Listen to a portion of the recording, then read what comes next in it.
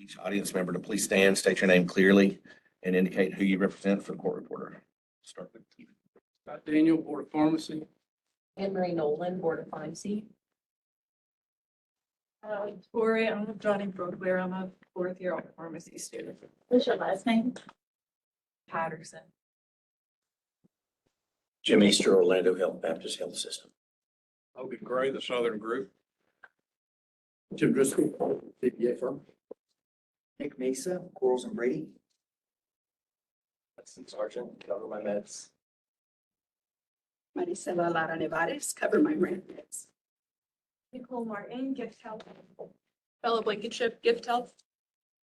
Keisha Nolan, Gift Help. Jennifer Anderson, Fong, and Berkeley Hill. Brad Brown, J. Paul Jones Hospital, and Monroe Drugs. Christy Douglas, Huntsville Hospital. Tiffany Fiber, CSI Pharmacy. Will Skaggs, CSI Pharmacy. Jennifer Campbell, Meds Plus Consulting. Nicole Bolden, P4 at Sanford and Mets Plus Consulting.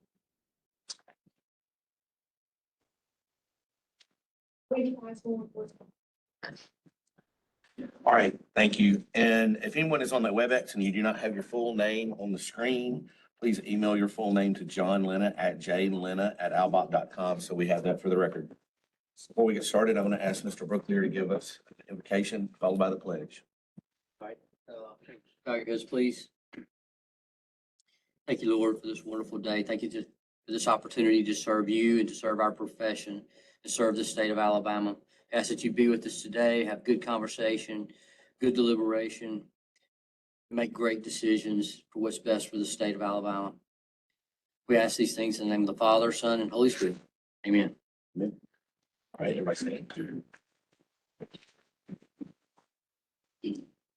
I pledge allegiance To the flag Of of the United States of America and to the republic which stands, one nation, under God, indivisible, with liberty and justice for all. Secretary, would you please call the roll? Mr. President. Dr. Finner. Here. Ms. Booker. Here. Judge Stokes. Here. Dr. Mitchell. Here. Dr. Marbury. Here. Dr. Hicks. Here. Ms. Giles. Here. Mr. Brooklier. Here. Dr. Cobb. Here. Mr. President, all members are present and we have a quorum. All right, thank you. All right, you've got the agenda in your Dropbox, and I hope everybody's had time to review it. Are there any questions on the agenda? All right, there's one item that we're going to need to change, just so everybody knows. In our presentations, we're going to move Cover My Meds up to the first presentation due to some travel arrangements. So do I hear a motion to adopt the agenda? So moved. Second. All right, I have a motion and a second. How do we vote? Aye. Aye. Aye.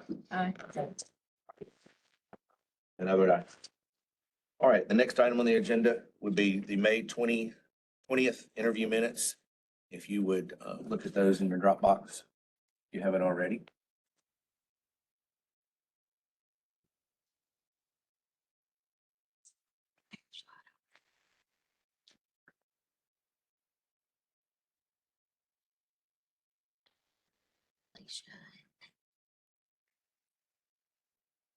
All right, are there any adjustments to the minutes for May 20th interview minutes?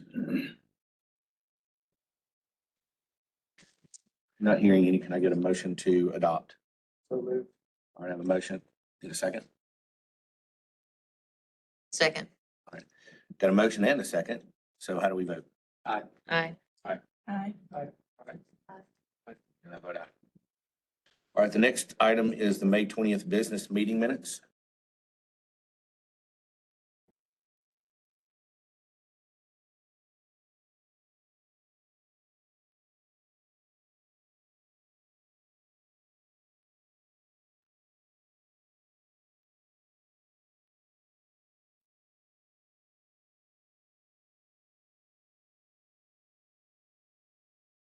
All right, any discussion on the minutes? Or if not, can I get a motion to accept the May 20th business meeting minutes? So moved. Second. I have a motion and a second. How do we vote? Aye. Aye. Aye. And I vote aye. All right, that brings us to presentations. First, we'll start with Cover My Meds.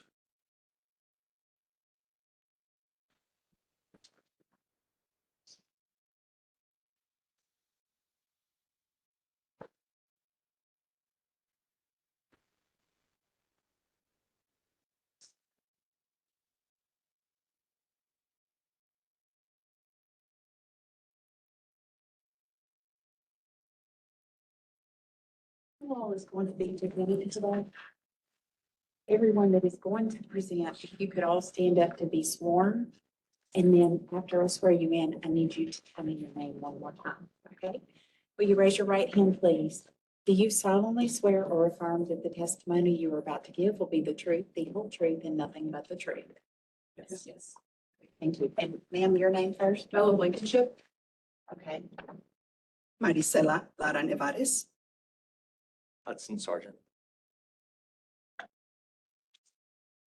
Very quickly, members of the board, Mr. President, board members, thank you so much for having me, having us. My name is Nick Mesa. I am counsel for Cover My Meds. I'm with the law firm Quarles and Brady. I just want to set the stage before we turn it over to the folks who you want to hear from. We are requesting approval pursuant to board rules of a central fill arrangement between Gift Health and Cover My Meds.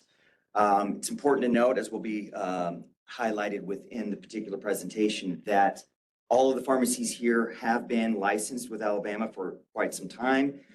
Indeed, Cover My Meds already has a prior approval for a central fill arrangement. We are simply here asking the board to approve this new arrangement between Cover My Meds and Gift Health, in addition to adding on the central fill designation for 2 more of Cover My Meds pharmacies. So the folks here will describe the process, prescription flow, et cetera, and happy to answer whatever questions you might have. I think, Maricela, you are up first. Good morning, everyone. Thank you so much for allowing me to share a little bit about our information with you. Here you can see the agenda for today. We will be just describing a little bit of background for the pharmacies that are involved. We will also go over the contractual model. We will also speak a little bit about the Gift Health responsibilities. We will also cover the Cover My Meds responsibilities and any of those joint and individual responsibilities as well. And then finally, we will move on to our request. Just to provide you with a little bit of background, Gift Health, which is the originating pharmacy, that information can be found on the top left-hand corner here. You can see their license number there, their location. They are based out of Columbus, Ohio, and then their pharmacist in charge is listed there as well for you. For the central fill shared services pharmacies of Cover My Meds, we have the 3 locations that Nick referenced earlier. You can see I have highlighted below in Memphis, Tennessee, that location, excuse me, that location already has the central fill designation, and we are seeking designation for Irving and for Louisville. Just a little bit of background. You can see that we definitely have shared policies and procedures in place in order to ensure that we are fulfilling the obligations of a central fill shared services model. I do want to provide a little bit of background just to assure you at our facilities, Cover My Meds does not engage, and for this agreement, we do not engage in any controlled substances, nor do we do any sort of compounding. That is part of our legal and contractual framework. This definitely, the policies and procedures that we have in place provide us with pharmacist accountability, the oversight that's necessary, the technology records, all of the traceability, all of the processes in place to maintain product integrity. All of that is enclosed within the policies and procedures that we shared with you all. In addition to that, you will see that we also are responsible. Gift Health provides the patient notification that is required in order to engage in this type of practice. So with that, I would like to invite Gift Health up here. Good morning, everyone. My name is Bella Blankenship. I'm a pharmacist and regulatory compliance specialist with Gift Health. Thank you so much again for the opportunity to speak with you all this morning. Just to give a little bit of background about Gift Health, as the originating pharmacy, we are a mail order specialty pharmacy located in Columbus, Ohio. We have about 100,000 square foot facility there. We are URAC accredited, licensed in all 50 states, plus the District of Columbia as well. Our responsibility as the originating pharmacy, as Maricela mentioned, we provide that patient counseling on the front end. So that occurs and is offered by Gift Health. We also provide the patient notification as well. So that is a written notification. It's provided each time the patient is fulfilling an order with us. It gives the name of the potential third-party pharmacies that we partner with that the patient could receive a medication from, the name of those as well as the locations as well. We are responsible for front-end prescription processes, as you can see here. So that includes entering prescription information into the patient profile, creating that profile, pharmacist validation and verification that it is correct as entered, if the pharmacist is not the individual that enters it themselves, as well as validating patient demographic information that the prescription is appropriate and conducting the DUR for each prescription as well. I'm going to pass it off to Hudson then to discuss CMM specifically. Hi, good morning. Again, I'm Hudson Sargent. I'm the pharmacist in charge for Alabama. I cover my meds. I moved to Louisville in 2011, but before that I grew up in Florence, Alabama, and I went to Sanford here and graduated in 2011. But as far as the responsibilities for Cover My Meds as the central fill pharmacy, first we would ensure proper storage of the medications. Our warehouse is temperature controlled. Our refrigerators and our freezers are monitored very closely, and if they ever get close to being out of range, that is sent to management and they can handle it from there. We also have a pharmacist at the open of the pharmacy check the picking station refrigerators to make sure that they're well within range. And if anything's wrong with that, we will not stock medication in there until it's corrected. Next, once we receive a prescription from Gift Health, it will go down to the warehouse and a pharmacy technician will pick the drug product and label it. What I like about our system is that we use barcode scanning, and as long as they scan the correct product, that label will generate. If for whatever reason they scan the wrong barcode, it will not generate a label, and on top of that, it will have a red pop-up that will completely stop them from moving on until they get a manager to override that. So it's really hard to make a mistake for them. But once all that is complete, it'll go to a pharmacist for verification. We'll make sure that everything is correct and accurate with the prescription. And then from there, we will send it to designated personnel, a packer, who will pack and ship the medication while maintaining the integrity of the product.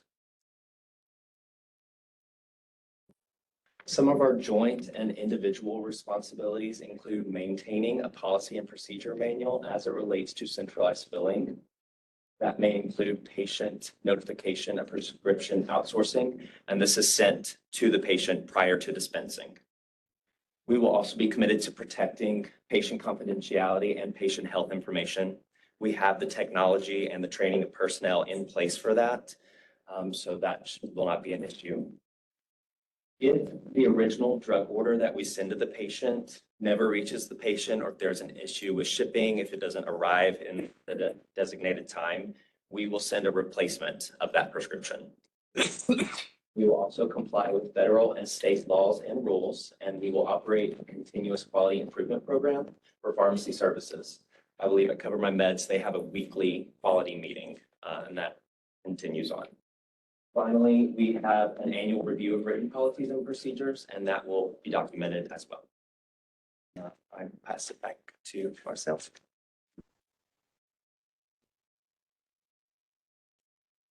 So I don't know about you, but as pharmacist, I'm a very visual person. I like to see things just really mapped out easily. And that's why I wanted to share the central fill patient journey with you.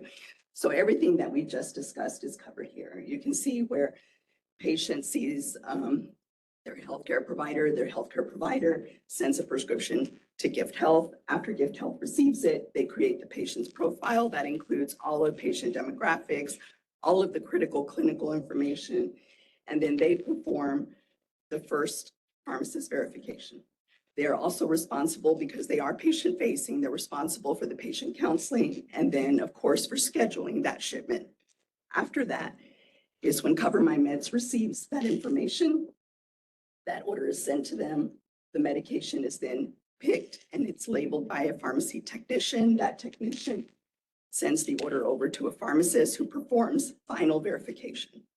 After the final verification, the medication is then shipped directly to the patient.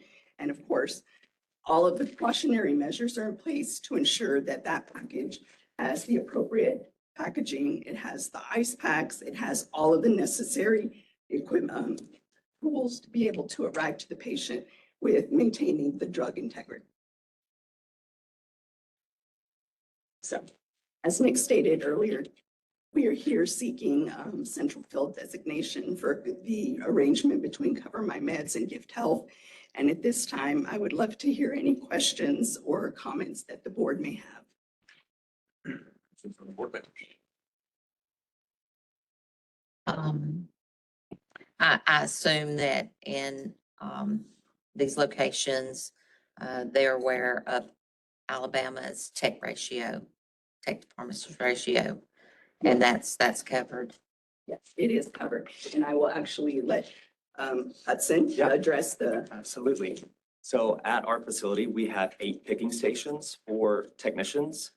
If they are all filled, we have 4 to 5 pharmacists on staff, on site to assist. So we'll be well within that ratio. So even if you were working outside of Alabama, you're still within Alabama's Yes, tech ratio. absolutely. Are these all self-administered medications, or are any of these require like an RN to administer or infuse? excellent question. These are all self-administered by the patient. They all provide all the ancillary supplies, the sharps containers, the, We provide them with everything that they need. what is their method of disposal for the sharps, needle byproducts? So there are, it depends by state, of course, because there are some pharmacies that do allow for them to just go drop off their sharps containers at a specific state. But they can call also. I know that Gift Health has 24/7 available pharmacists who are able to answer their questions. And if they have specific questions about not being able to know where to dispose it, then they will call Gift Health and they will assist the patient. So is it fair to say that Gift Health is a specialty drug thing, or is this, how are they getting the physicians to send the prescriptions that way? What's, or is it an insurance thing, or? Yeah, the products that we jointly dispense with Cover My Meds are not considered specialty. We have other products outside of our arrangement with Cover My Meds that I mentioned as the specialty pharmacy designation. So it's cold chain medications that the prescriber will send prescriptions over. Is it designated by the insurance or PBM, or is it just how's the connection between Gift Health and the physician? How's the physician know to go to Gift Health? What's the connection? Am I allowed to speak if I haven't? I would have to swear you in first. Okay. Can we do that? Okay. Yes. Raise your right hand, please. Do you solemnly swear or affirm that the statements you're about to make will be the truth, the whole truth, and nothing but the truth? Yes. And your name? Keisha Nolan. I'm sorry. Keisha Nolan. So we're a direct-to-patient program. We have a partnership with Eli Lilly, and we dispense their direct-to-patient program meds. So we are hoping for approval to also share this central fill services with Cover My Meds so that we could just expand that partnership together. So you have a relationship with the manufacturers, and that works through the physicians, and then Not necessarily the manufacturers, but that through that program, the people involved in that program, yes. So it's just, there's no commercial insurance, no PBMs, it's just direct patient cash pay program. So is this mostly for underinsured, non-insured medications, basically through the different programs with the manufacturers? So but it's not a patient assistance program, it's just the cash pay program. There's no vouchers or. It's kind of like a patient assistance, but it's cash. It's discounted. But the same price is also offered at other pharmacies as well. Right. It's just, It's not strictly for one patient population, so it's open to all. But Then, I understand they're taking advantage of it because it is a cash pay. It's supposed to be, instead of just having to deal with insurance, which sometimes their insurance may not cover it, this is a special price that will open up the availability to more patients. Cover My Meds, of course, has a platform for prior authorization where healthcare providers can create a prior authorization request through Cover My Meds. And that's maybe a different branch of Cover. That is a different branch. We would not go through any prior authorization at all for this arrangement. It is purely, at this time, it is purely just cash pay. So there's no process where a doctor starts a prior authorization through Cover My Meds authorization platform, and then those prescriptions automatically get routed to Gift Health or to Cover My Meds pharmacy versus their local providers or. Not for this arrangement. okay, then, you know about the the Medicaid tax here in the state of Alabama? The Medicaid tax. Yes, the 10-cent tax on all prescriptions that are filled. Yes, no? For Medicaid patients? No. For All prescriptions filled that come to the state of Alabama have a 10-cent tax on them. We'll ensure, that kind of a separate branch that handles all the tax. I know, Louisiana has similar tax by parish and the like, as does, Minnesota as well, but that is absolutely something we will check and verify. Cover My Meds has been dispensing into the state for quite some time, just not pursuant to this particular arrangement. You need to check on the back one, whether they've been paying the tax or this tax has been in effect since 2010. Okay. I may have missed this, but is it cold chain products only? At this time, only cold chain. That's correct.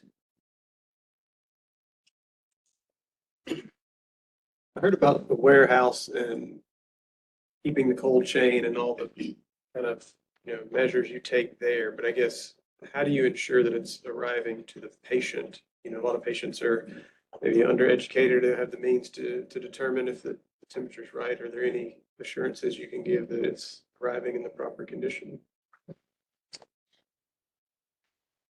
If you wanted to check that. Yeah, absolutely. So we just started with Eli Lilly Shore packaging, and it's consistent across all platforms, and it involves ice packs, and I believe this shipper is beyond 48 hours, which is what we're used to, and it's considered a 96-hour shipper, I believe.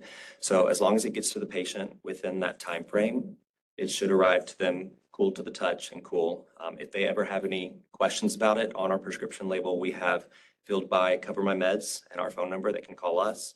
If we need to replace that, we can send them back over to Gift Health so that they can help process a replacement. And there is package validation on all of the packaging. And you mean by package validation, are you saying temperature gauge, the little? It's tested. So prior to us signing up with any packers, our vendor has to go through packaging validation, and it has to be able to demonstrate to us, the client, they have to be able to demonstrate to the pharmacy that they have tested it on multiple occasions in multiple environments. Because we all know Texas is a lot different than sending something to Ohio. Right. I saw a situation,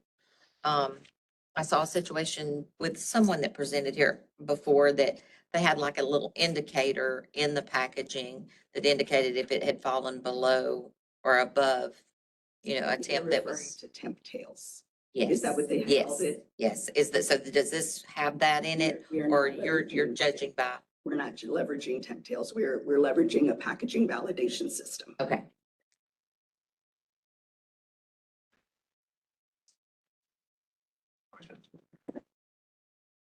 Questions from staff or council?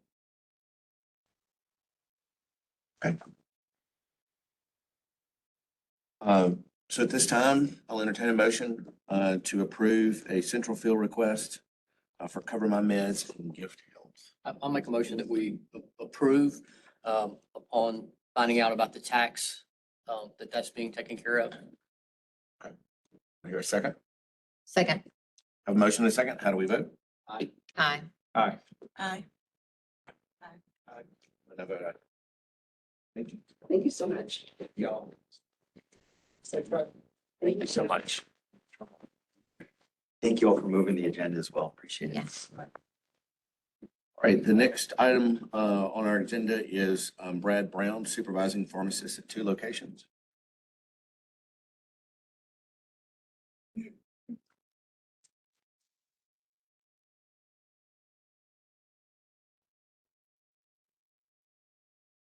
Morning, everyone. Good morning. How y'all doing? Will you raise your right hand, please? Do you solemnly swear or affirm that the statements you're about to give will be the truth, the whole truth, and nothing but the truth? I do. And your name, sir? It's Timothy Brad Brown. Good morning again. Morning. Good morning. It's been brought to my attention that I need to make 2 requests today. The first request, I need to request that we change the hours of operation for the pharmacy at J. Paul Jones Emergency Rural Hospital. Y'all should have received a copy also from the administrator of the hospital. It also includes my contracted hours and systems of what we use to provide access to medications when the pharmacy is not open.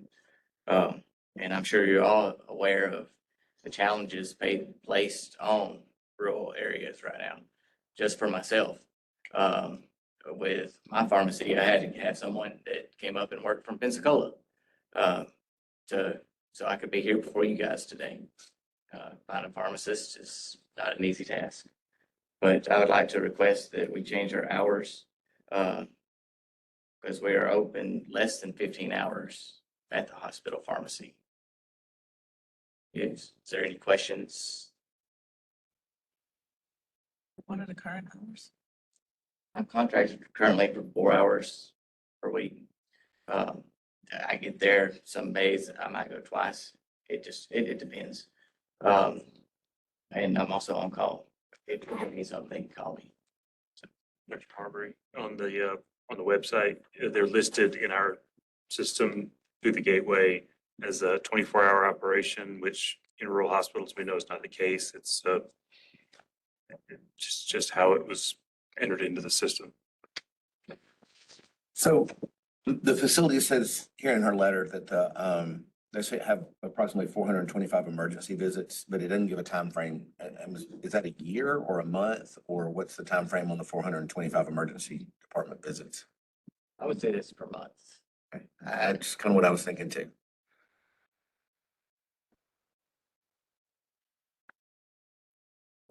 What mechanisms do you have for, or well, I guess really the question is, what's your drug dispensing model as far as making things available to the staff?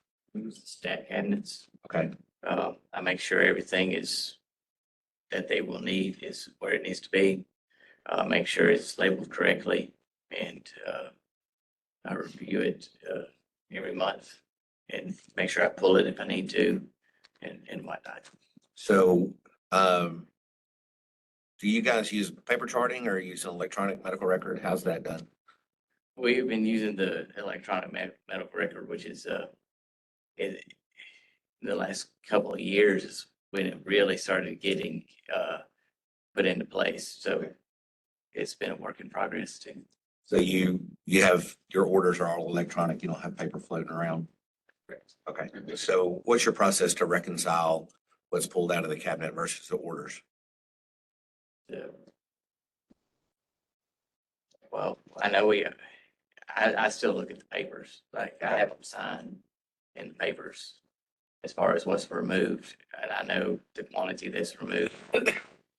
Signed out and when it's put in place. So you're seeing those orders. Do you have a physician on site or is it a nurse practitioner? What do you have on site? We have, I know we have a physician that's on site, and we've been using different ones. I can't remember. I know the UAB has come down to help out, and the whole designated from a regular hospital to the rural emergency hospital has been a change too. How long ago did y'all do that? That happened, I believe, within the last year or so, maybe two. Time flies. I can't believe I've been doing this for 10 years already, so. For the board member. Dr. Brown, approximately when did the hours change from 24 hours to your current structure?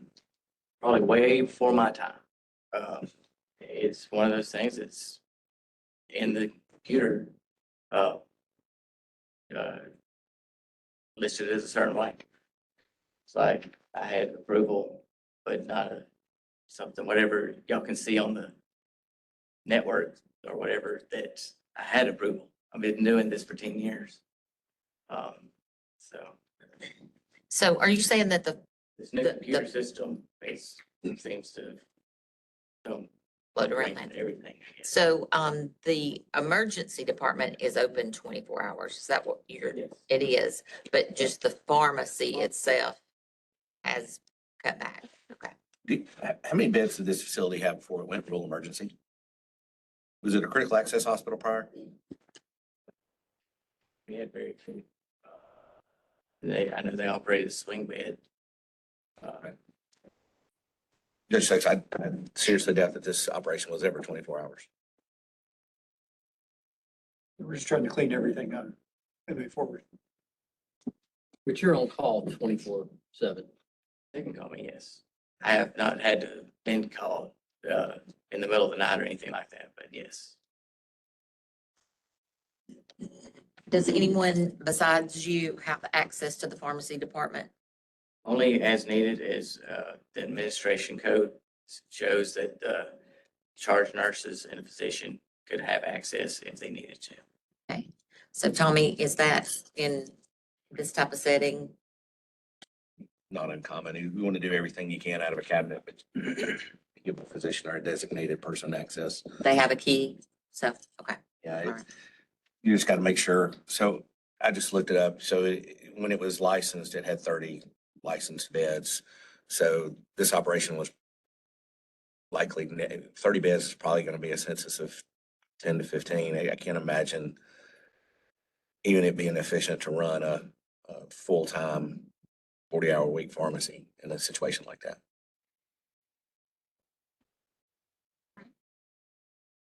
Any other questions from board? Questions from staff? Sort of approving this retroactive and prospective, like I would assume so. to clear everything. Yeah. So we can get that in the motion. So I think, and we're gonna have to have two motions, right? One, to change the hours of operation to the minimum of 4 hours a week.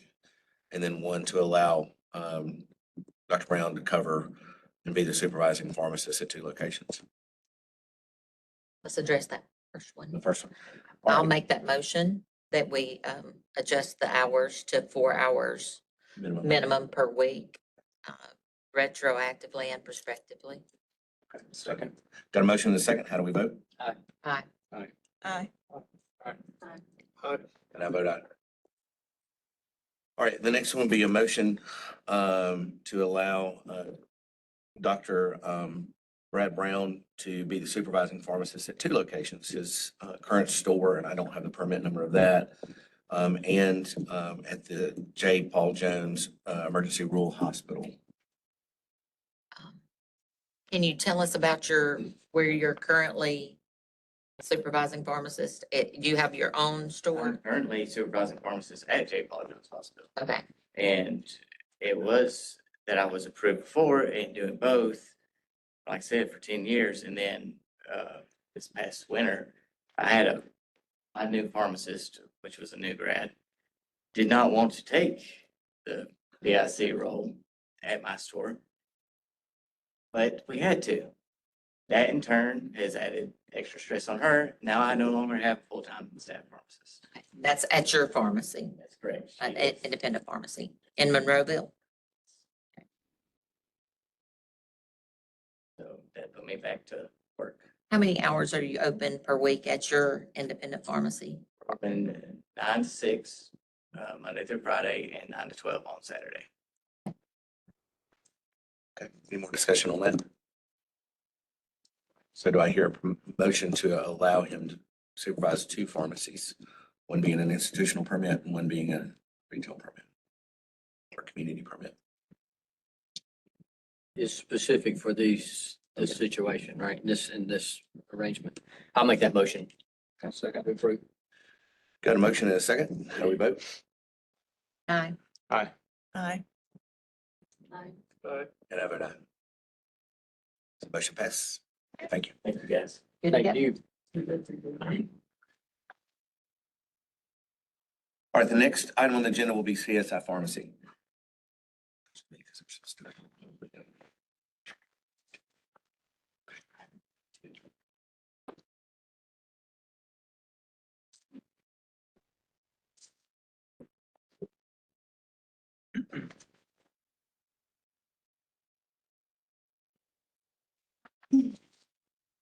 Y'all raise your right hand, please. Are you both going to be presenting?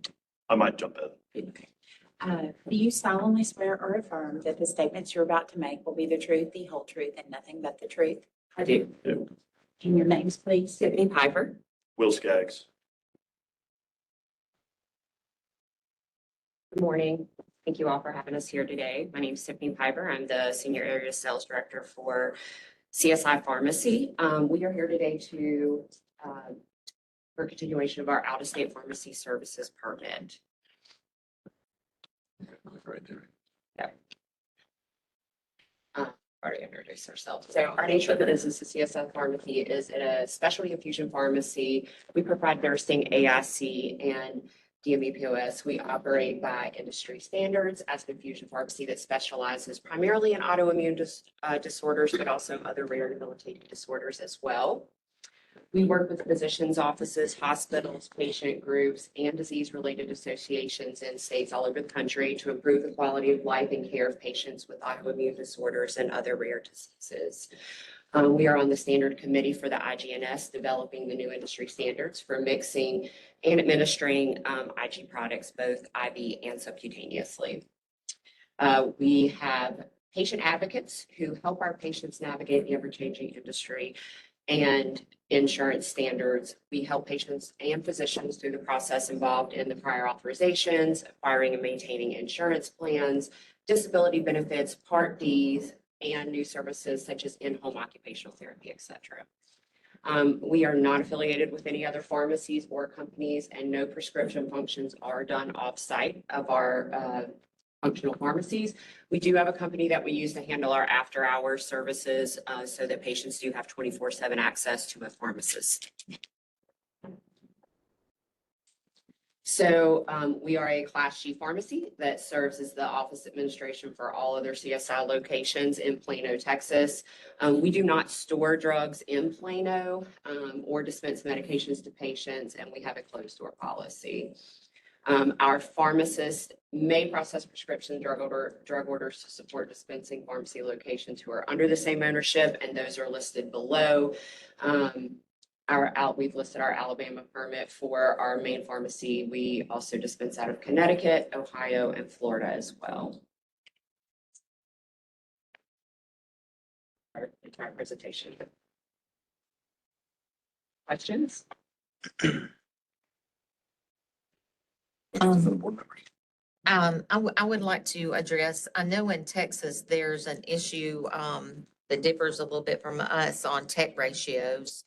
I believe it was 8-to-1 tech ratio, Class G pharmacy. Is that still correct? In Texas, correct, yes. Okay. So this non-resident pharmacy service permit is for a Texas location or? It's multiple locations, yes, ma'am. But Texas is our primary location, yes. So how will you ensure, or how would it be enforced, Alabama's tech ratio? I would have to run that up through our chief of pharmacy, but I'm sure that they're ensuring that, but I would be glad to follow up on that for you.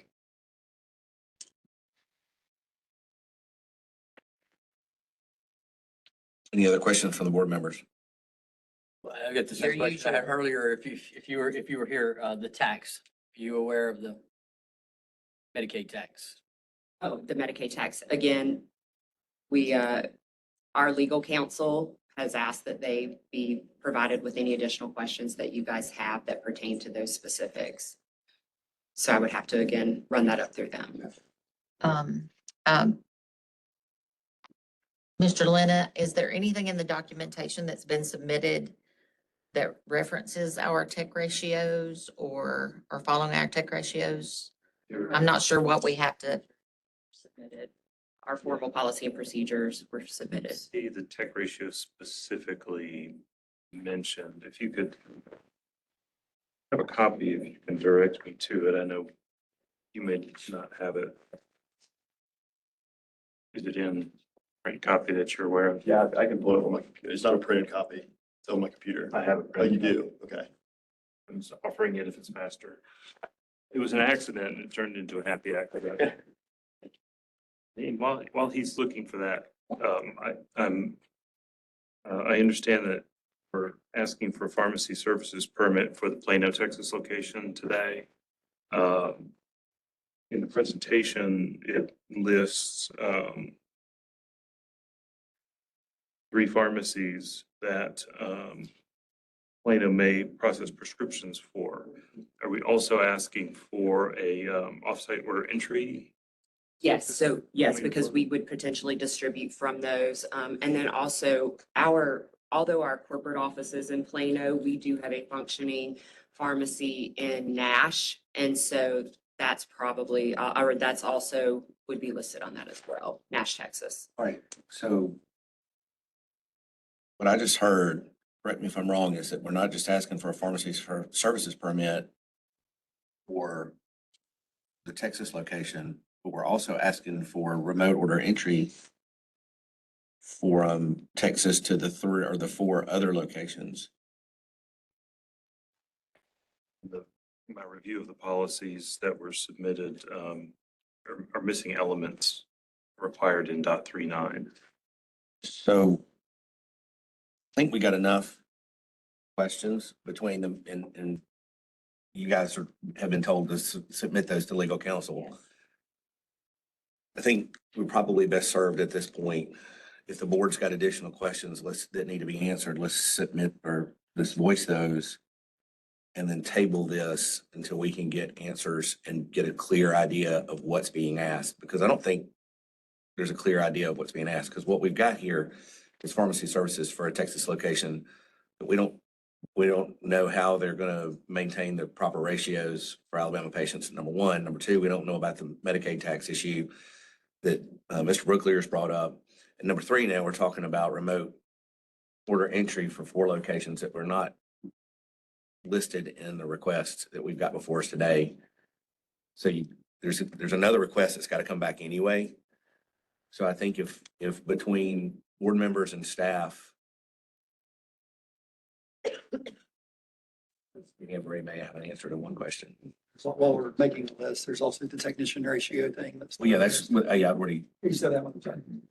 so I want to make sure that, Just for clarity, Dr. Nolan is correcting me. They just have to notify us that they're doing remote order entry. They don't have to appear anymore. understand, So, but I still same concept, yeah. yes, same concept. There's a lot of moving parts here. And I think we got 2 questions that we're already at the point where y'all are saying you need to go to legal counsel to answer. So as opposed to going through a lot of back and forth, my suggestion for the board is let's let them know all of the things that we need answered. But Dr. Nolan and Mr. Lena just, come through it a little bit. If there's any additional things, then y'all can communicate back and forth. And then I think we can probably take this up at a later date when we can get the answers to the questions. Is that fair? Absolutely, yeah. All right, does the board have any objection to that? Sounds good. Okay, sounds good. Thank you. Thank you. Okay.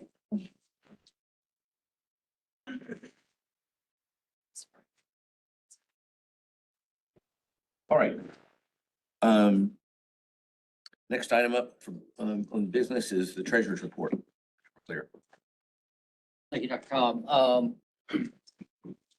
Some points about the fiscal year financials with period covering October 25 through September of 26. The month ending May 31. Total revenues for the fiscal year are 82.77 of annual budget. The operating expenses for fiscal year were at 60.39% of annual budget amounts.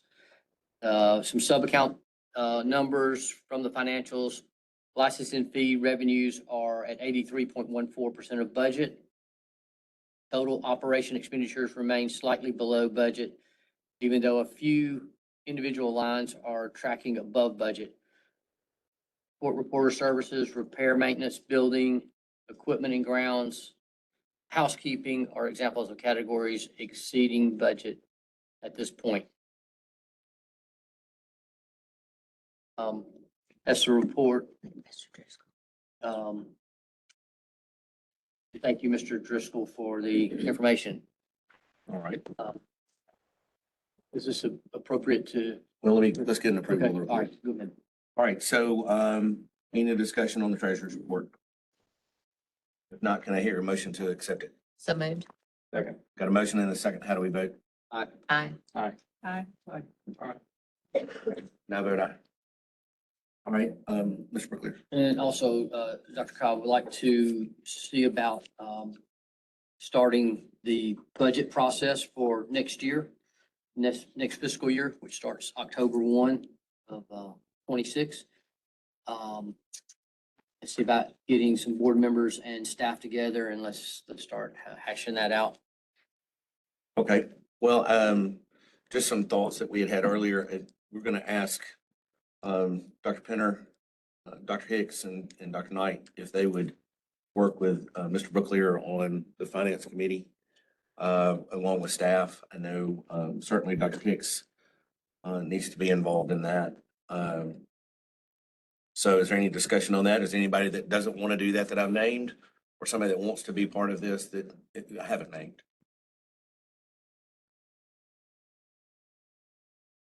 And the usual staff and whoever else Dr. Lena sees appropriate, but of course, I think he needs to be there as a first budget. Dr. Nolan's been a great insight.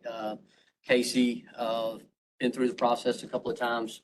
Dr. Tyndall, if available, had some great insight last year, and whoever else they see fit. Okay, so do I hear a motion to start the finance committee budget planning for next year with Mr. Brooklier as chair, Dr. Penner, Dr. Hicks, and Dr. Knight as members? So moved. I have a motion. Do I have a second? Second. Motion and a second. How do we vote? Aye. Aye. Aye. Aye. Aye. And I vote aye. The only thing that I asked Mr. Brooklier is, I know you're aversion to spending money, but please keep in mind, we have several cars that are going to have to be repaired or replaced. So plan accordingly, please. I got it. They put more miles on them than you do on a daily basis. All right, our wellness report. The gentleman follows is the monthly report of current work of the Wellness Committee.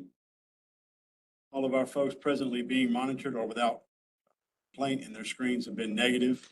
The current work, there are excuse me. I'll have to find the correct number from Dr. Garver. He wrote 7 and listed 6 beside it. Pharmacists in process at this time. They're in residential treatment or being held out or going for evaluation. There is 1 pharmacy tech in process at this time, in residential treatment, being held out or going for evaluation. There are 2 pharmacy techs in process at this time with no return contacts. Still attempting for contact. There's 1 pharmacy student in process at this time under residential treatment, being held out or going for evaluation. We have 1 pharmacist having hearings at the board session. Outside of this number, we have 44 pharmacy health professionals who are being monitored, and this is to be expected for the number of licensees It is slightly up from last year. Thank you, Mike Garber. I will obtain that number, the correct number, and break that for you. Investigator Shaw. Any questions on the wellness report?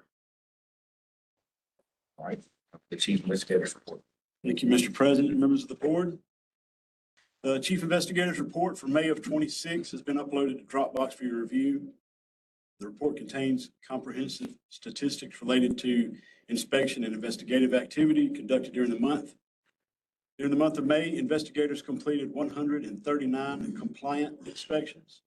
Of those, 0 inspections resulted in observed violations rising to the level of generating a complaint or potential statement of charges. Year to date, from January through May of '26, investigators have conducted a total of 682 inspections, with 1 violation identified and referred to legal for review of possible statement of charges. During May, the board received 20 complaints and 16 investigations were completed. Of those, 1 complaint was referred to legal for review of possible statement of charges for violations of the Pharmacy Practice Act. Year to date, the board has received a total of 102 complaints, of which 7 have been referred to legal counsel for further review. Since the last board meeting, there have been 0 reported pharmacy burglaries. During May, ALBOP investigators participated in training at the FBI National Academy annual meeting and attended narcotics investigators training conducted by the Drug Enforcement Administration. Regarding recently purchased investigator vehicles, the dealership has confirmed the VIN numbers have been assigned and delivery is anticipated July 16th through the 23rd of 2026. And that's for how many vehicles? 2. Just 2, right? Right, and so for the record, you ordered to win. For the record, it would be, we're looking at 4 months, close. So that's kind of my point on planning, because I know we have some that are aging. And it's a hardship when we're having break. So we just got to plan accordingly. Well, we got 2, Dr. Cobb, so that's another 10 years and we can order some more. Sherry, the tongue is firmly in the cheek if you can put that in. I think our investigators will probably take issue with that. Understanding that, I will have an updated list of vehicles and where we're at with those vehicles. I think Johnny's gonna recommend new running shoes for our investigators. Maybe Scooters. Scooters. I can't claim a 12-year-old car with 225,000 miles on it anymore, so I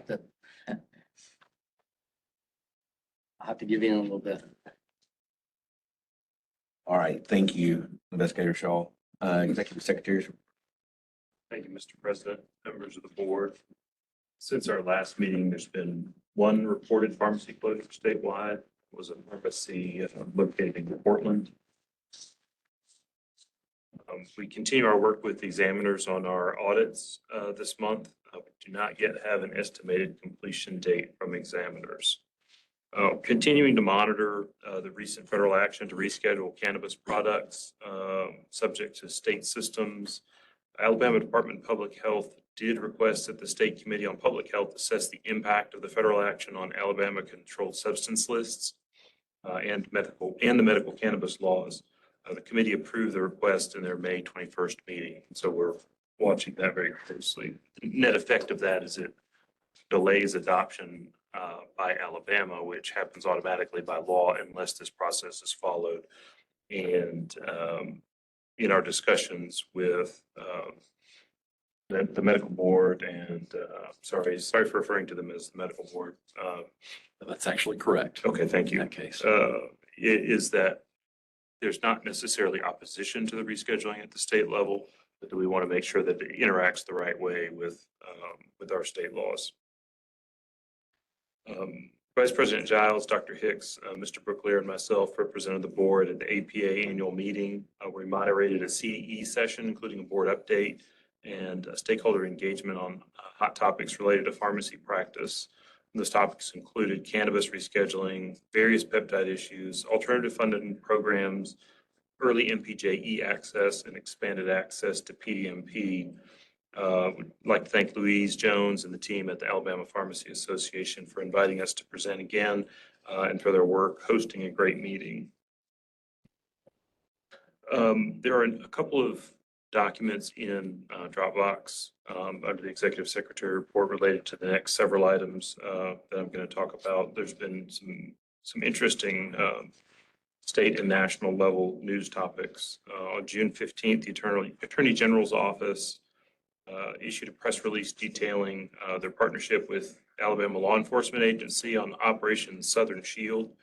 It was a joint statewide enforcement operation, and it included 83 executed search warrants, seizure of nearly 123,000 doses of illegal kratom products across the state, including retail and wholesale locations. Since 2016, kratom products and derivatives containing metragenine or 7-hydroxymetragenine, often referred to as 7-OH or 17-OH, have been listed in as a Schedule I controlled substance in Alabama. In addition to a high potential for dependence and abuse, these products can potentially cause fatal respiratory depression and seizure alone or in combination with alcohol, benzodiazepines, or other opioid agonists. As the board members will recall, we have seen cases with pharmacy students and technicians that test positive for metragenine.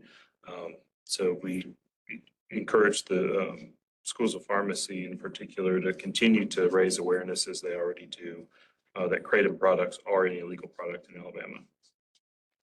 And certainly all pharmacists should be aware of that as well. Just because it's available in a gas station doesn't mean it's legal or safe. The Alabama Board of Medical Examiners issued a formal notice addressing the issue of non-FDA approved or so-called research grade peptides. The notice detailed that physician prescribing, administering, dispensing, recommending, or supplying of non-FDA approved peptides to patients in Alabama is not permitted. The notice further clarifies that mid-level practitioners by law may only administer, dispense, and prescribe legend drugs that are included on a formulary approved by BME. There are no research grade or non-FDA approved peptides included on any approved formularies. BME stipulates that physicians must purchase all prescription products, drugs, and ingredients from an entity permitted by the Alabama Board of Pharmacy. We thank the Alabama Board of Medical Examiners for their work on the issue and the potential to deny with this issue with the potential to deny Alabamians the protections afforded by FDA oversight of dangerous drugs. On the topic of compounded peptides, compounders providing service to the state of Alabama are reminded that retatrutide is not an FDA-approved drug in the United States and cannot be compounded, prescribed, dispensed, or administered. On the national level, the American Medical Association is planning to engage the National Association of Boards of Pharmacy, national pharmacy organizations, and chains that are subject to the national opioid litigation settlements to collect information on pharmacists' refusal to fill prescriptions, with emphasis on opioid prescriptions. While the specific language from the delegates is not available, the June 9th news release from AMA is concerning in that it styles a pharmacist's refusal to fill a prescription as, quote, based on judgments outside of their education and training. We'll continue to engage with NABP and other organizations as this conversation continues. Would remind pharmacists that PDMP submission is required. Errors in submission will come from Vicki Walker, the PDMP compliance coordinator. They should read and respond to those and correct those errors, with the most common errors being missing or invalid DEA number, missing patient address, missing NDC, and quantity of the controlled substances and in the compound records. All pharmacists are eligible to create a PDMP account by visiting alabama.pmpaware.net, so please do that. There is no requirement that pharmacists check the PDMP, but all pharmacists are able to and should incorporate that into their workflow. In the interest of time, I think that's all that I have today. Okay. Thank you, Mr. Secretary. Anything from council? Thank you. Just two very quick informational items, Mr. President. Thank you. Good morning, everyone. As you all know, we have a sort of a longstanding appeal from a contested case in Montgomery Circuit Court that we actually tentatively settled about 2 years ago. That settlement has not been fully performed, and so that respondent has let me know through counsel that they are going to just ask the court to just hear and decide the appeal, which that settlement allowed her to do. So we'll just have to go down there and argue it again. It's already been briefed. So it's just an informational item. And just to let you know, as you know, we have another lawsuit that is down there in the same court. We went down on June 2 and presented oral argument to the court on our motion to dismiss, still awaiting a ruling on that. That's all. Okay, I didn't know we had anything. So we don't have it on the agenda, but real quick, I was going to ask our legislative consultant if he's got any information for us that we need to hear. External communication. Legislator get reorganized. No more than. All right, before we get into old business, let's take a 10-minute break. So we'll go into recess at 10:04 and come back at 10:15.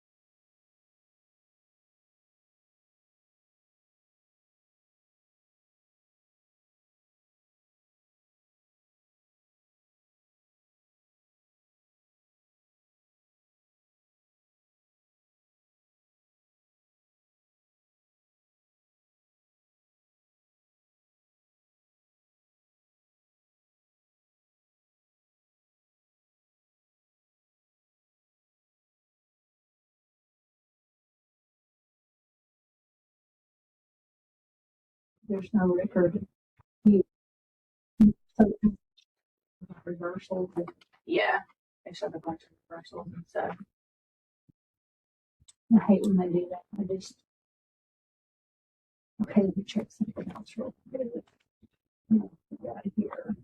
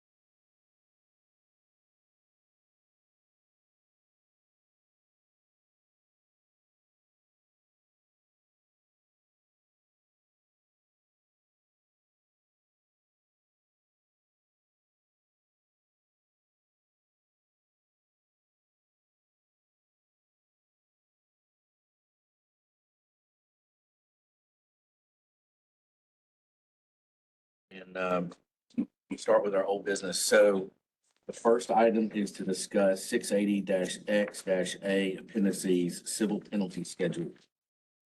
As y'all know, last month, we published a civil penalty schedule, and everybody was gonna go look at it and provide feedback today. So I guess we'll just open it up for any discussion. And that schedule is in two pieces. In your Dropbox, I know there's the chart that I think that we all like. A little easier to read. And then there's the one that's gonna be, let's say, compliant. So it did finally get put on the website, right? Do we need to bring that up on the screen for people to see? Yeah, if you don't mind. And that would bring up the one that's labeled OB1 Civil Penalty Schedule Master Master, for June 2026. that's what we need to look at. OB1 master, okay.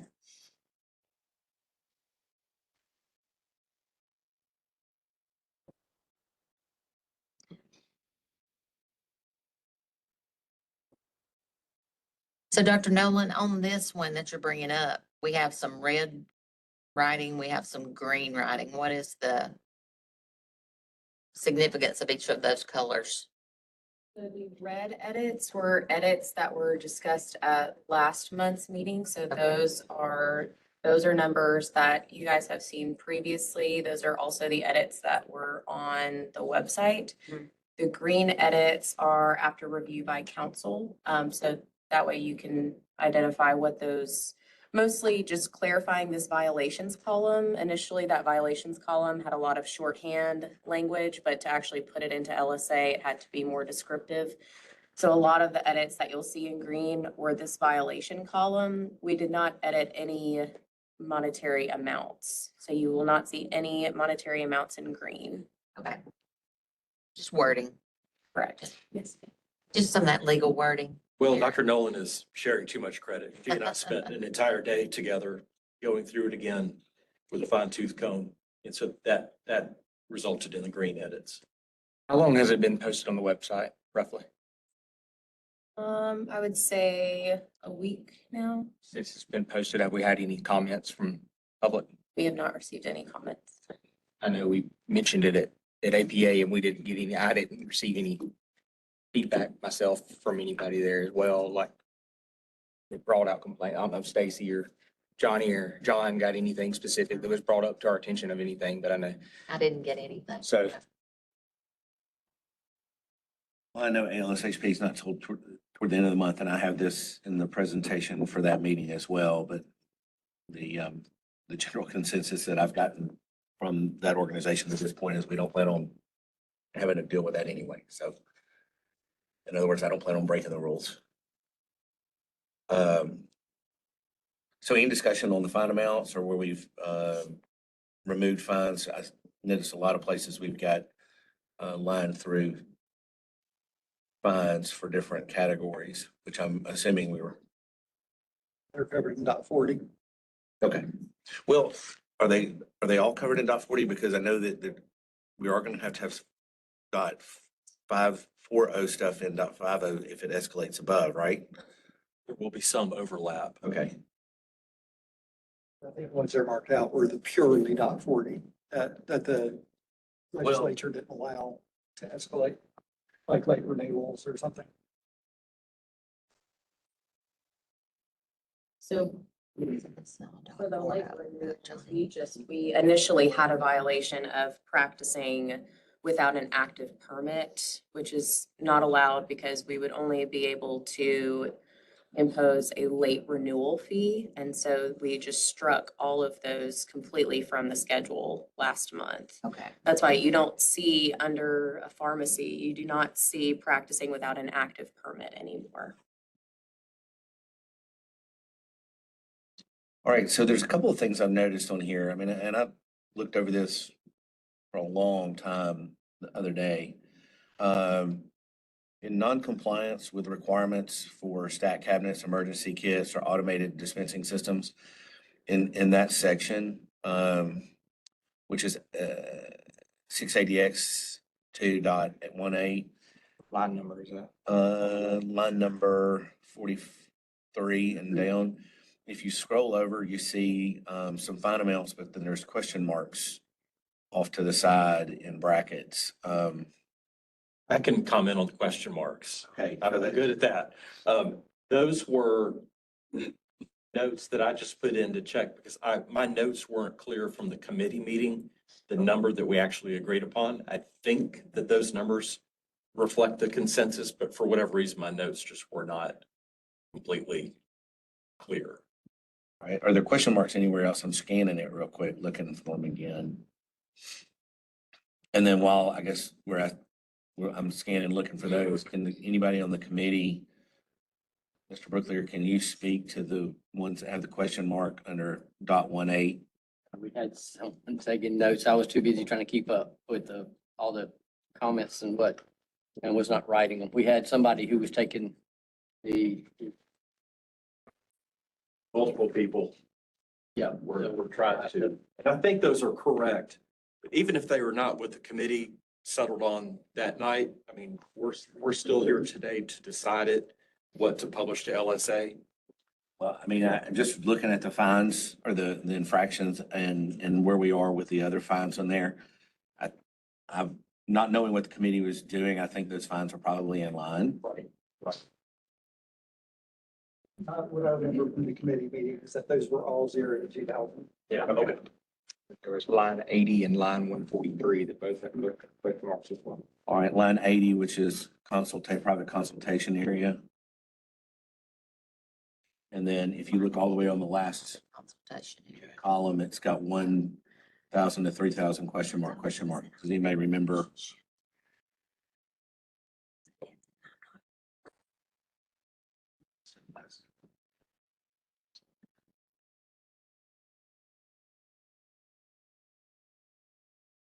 So private consultation areas, let me ask you this. So what other facilities permits would we have that would have a private consultation area?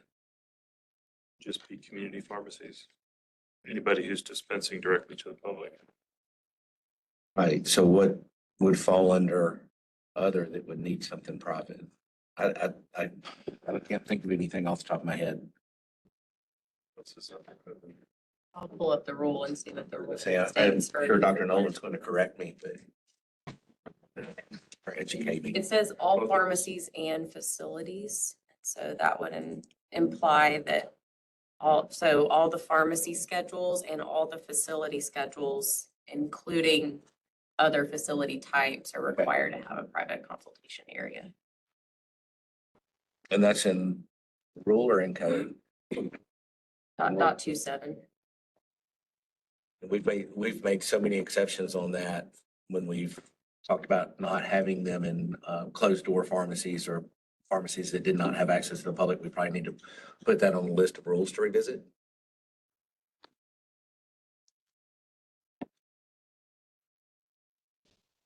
Okay. And I guess the question would be, love to talk about this about the board, but do we need to have a fine in other facilities for a private consultation area? Just make it 0, then that cleans it up until we fix the rule. We can just not put one there and no one goes that rule. Because if we put 0, then we got to come back and fix it too. Thoughts, anybody? I agree. I mean, for it to be assessed, there has to be a statement of charges in the first place. And if they're not subject to the rule in the first place, the statement of charges will never be written. Right. And I don't know that it's a confusing one. It might future-proof it in some way that maybe there's a new type of pharmacy that we permit in the future that's treated the same way as a chain or community, and it's there without editing the rule. You know, just match the same 0 to 5,000. Same as anybody in that same kind of business. So I agree with that, 6-0. you think we should leave it in? I think it's less confusing to leave it in. Okay. But I've spent more time with this than the public has, so to say it's less confusing is. Right, what other line did we have? 143. What line? 143. 143? And again, it's over in other facility types or the permit types. 140. And it's surrender of license and permit at termination of operation. I would say that probably needs to stay. We're gonna leave the other, yeah, Yeah. Well, yeah. in case that does come around. Well, it's about surrendering the permit, so. Yeah.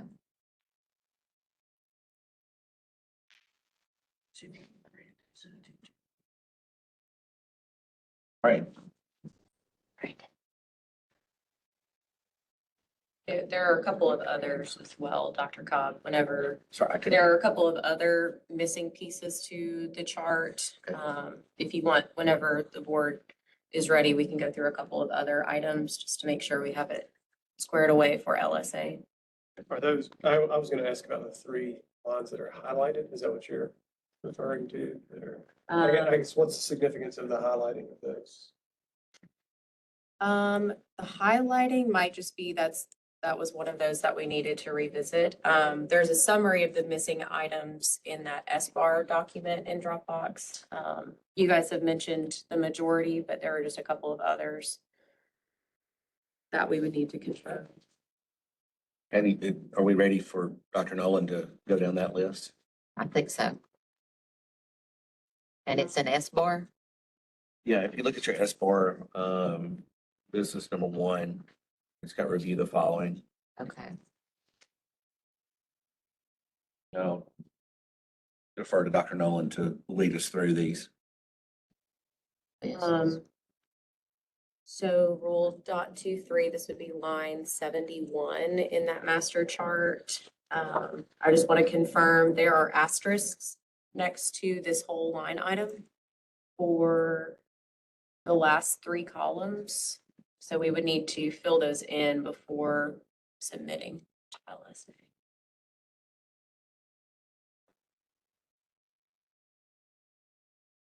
This is, I'll scroll back to the violation on this one. So the .23 is what I just shorthand as the facilities rule. This is where we lay out all the requirements for those facilities. So the violation itself is conviction of a federal, state, or municipal drug law or violation of this rule. So it's more universal, but we would need a fine range for those last 3 columns. So I remember some discussion about this in the committee meeting. Exceedingly rare for a corporation to be convicted of a law, yes, or violation of this rule. That, maybe that's why we need to revisit that.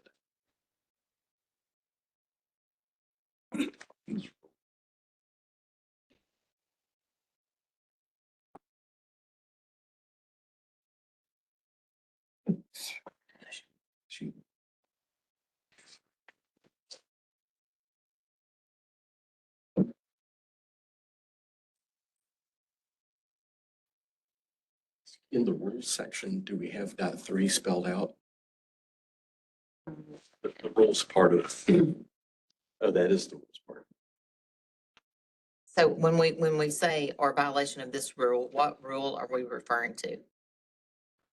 Rule.23, which I can pull up also if you want to review all the requirements for the facilities.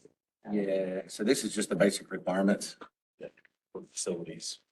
All the med storage and display of permit and the, I mean. Okay, But med storage falls into that, which could be significant. okay, that is, med storage is very important, yes. So Heavy lifting in 2-3. Yes. I was looking at the other times in that column, 0 to 10. Is that sufficient or does it need to be more? Any thoughts? Okay. Just quick scroll of the subsection. So after definitions, it goes through all the storage conditions. Facilities. It's not located in a residence, security requirements, record keeping requirements, inspections. Their policies and procedures and all the ones that are required.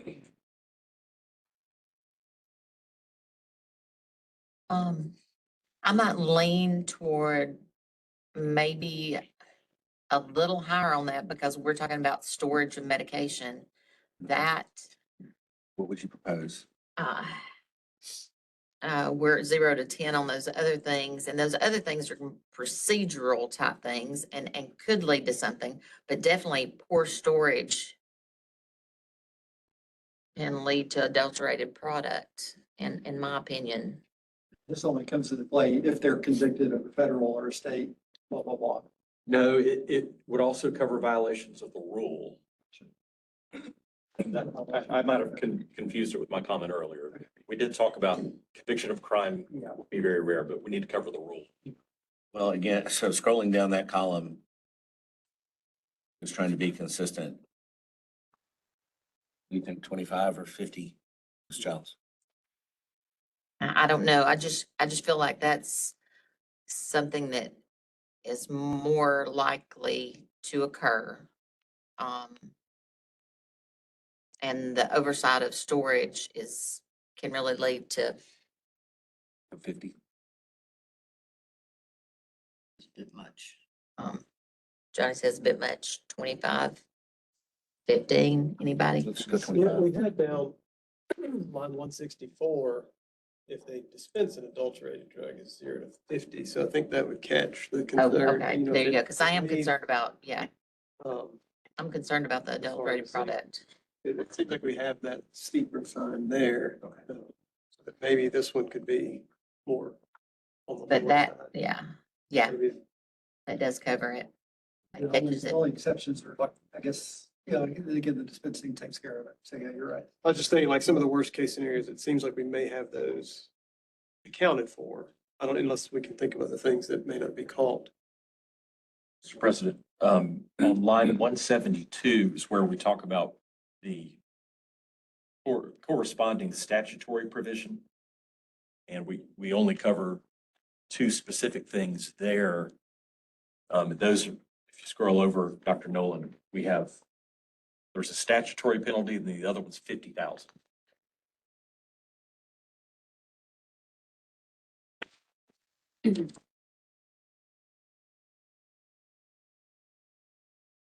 And it's 0 to 50,000. Yes. We Yes.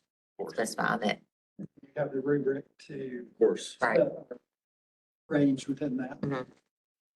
So I've heard 50 is too much, 10's not enough. 25? Sounds good. Okay. So if we can make that 0 to 25, is that acceptable to everybody? Yes. Yes. All right. So the next line down, 73.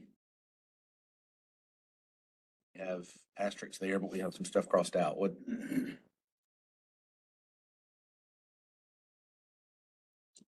I think this one we struck all together, so you should not have to complete those asterisks. So that whole line That will be whole struck. line is not in our LSA version. Okay. All right, what's the next item? I think we have already addressed this, but I just want to confirm. So for .27, private consultation areas, pull it up, it's line 80 in the master sheet. The range is 0 to 5,000. Just want to confirm, okay. So if we're gonna do that, and I know we talked about whether we should leave a range in that last column. If we're gonna leave the range, I think we should be consistent because it's 0 to, well, it says 1,000 to 3,000. So that needs to change to 0 to 5,000 to be consistent. Yes. As I'm going through the list. And then chapter 3.06, which I think we've already addressed. That would be line 143. Thank you, Dr. Bennett. And I just want to confirm that that one is also matching 0 to 5,000, correct? So 143, I'll slide over. 0 to 5,000 right here. Just want to confirm that's what. Knows I have. Okay. The next items all relate to pharmacists. So under .18, we've already discussed those. I'll pull them up again.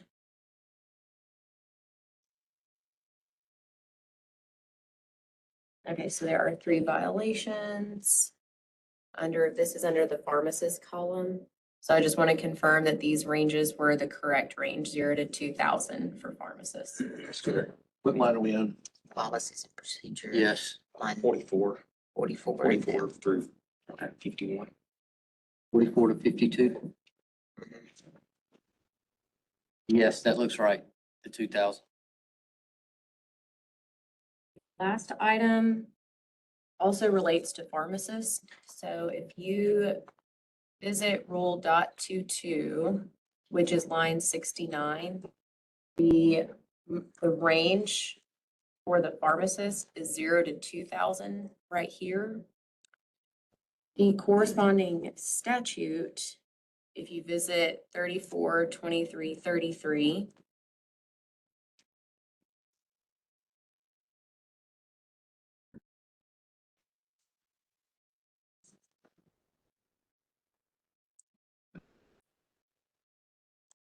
find the professional conduct. Line 189.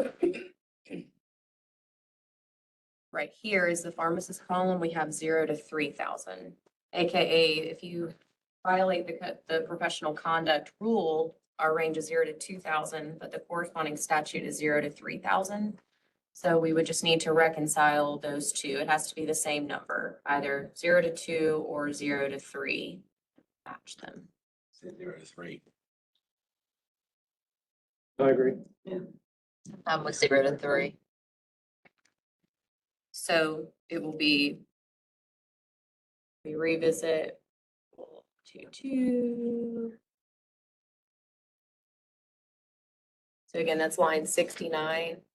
Instead of this being 0 to 2,000, this is going to change to 0 to 3,000. Assuming all these motions officially pass. Okay.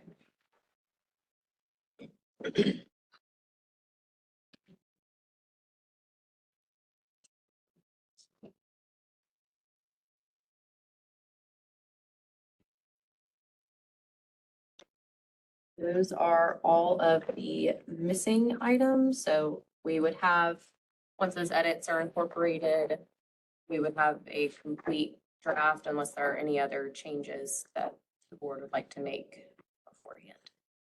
Right. Are there any other changes from board members that we want to discuss? Okay.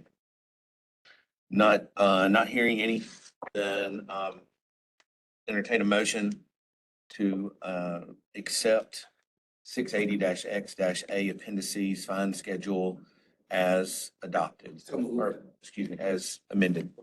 All right. Second. There we go. Everybody's ready. Everybody's done with this. I've got a motion in several seconds, so I think we know how the vote goes. How do we vote? Aye. Aye. Aye. Aye. Aye. I vote aye. And just a quick comment, Dr. Cobb, the staff, Anne Marie in particular, great job. If you can't, from watching online or sitting in the audience, you can't see the complexity of it all, how this number affects that number, affects this, affects that. It's a lot there. It's a lot to figure out. So doing it in the committee meeting, I think our committee, I commend them for doing a good job of getting it all together, but somebody's got to go through it with a fine tooth comb, and y'all did a great job. Thank you very much. I definitely echo that, Ms. Brooklier, especially as the non-pharmacist on the board. I can't tell you how many times I have to Google and try to make something that feels like rocket science digestible to me. So definitely kudos to the board members of the committee and John, Aaron, and Anne Marie for making this so digestible for me to understand. I appreciate it. Certainly. I'm sure the profession appreciates it as well. And add Louise Jones into that. for Yeah. Creating the document that we worked on. And if we can get that, the new version online, both the one going to LSA and then the Louise's thing online as soon as possible, and maybe in the executive director's reports, we can get that out to the licensees, so they'll know to look at it, and then APA and ALSHP get it out to them, so everybody will know it's there ahead of making comments. So what is Louise's document different than this? No, it's no, I just meant the style. Oh, That's the oh, the master. style. The Okay. master copy Okay. is the way she had it. But you can't send it to LSA like that. Okay. The LSA version is A lot harder to read. A lot harder to read. But the public needs to see, I think, need to see both. Okay, that's good. So, Dr. Cobb, and thank you, board members. I think this is really good work.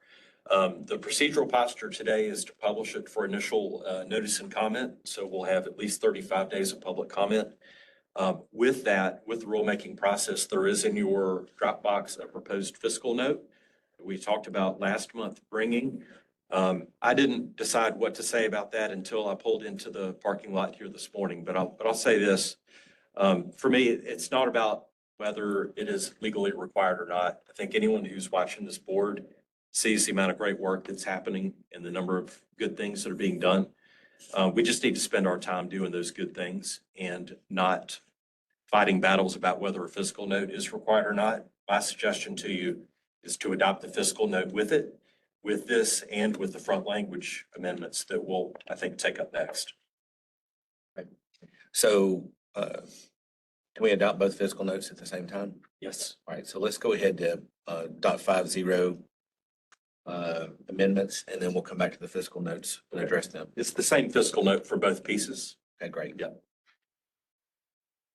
All right, so the next item is discussion of 680-X-2.50 civil penalties. Last month, a revision of 680-X-2.50 was introduced by the board to review and bring back for feedback. Council has provided identical fiscal notes, there we go, for this rule as well. So let's have discussion, if any, on the OB2 .50 that's in your Dropbox. And I believe the edits start on page 1 and are in blue.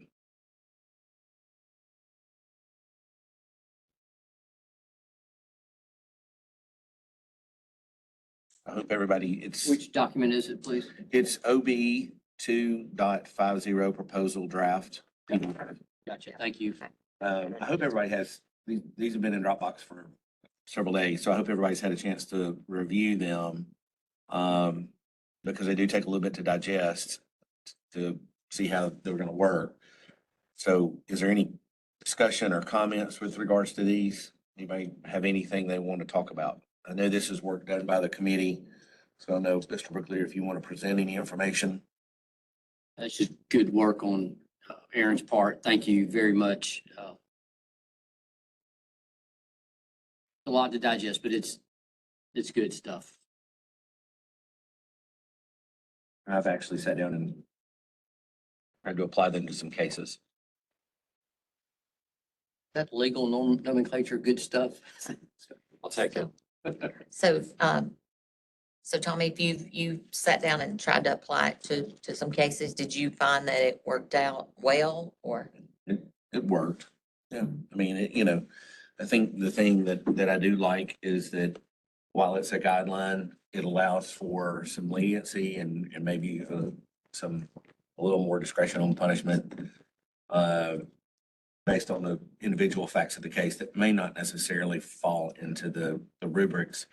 Because I don't, well, I like having a guideline. I don't want to overly tie the board's hands on a particular situation because every case is different and every case has a different set of facts, as we discussed yesterday with the case.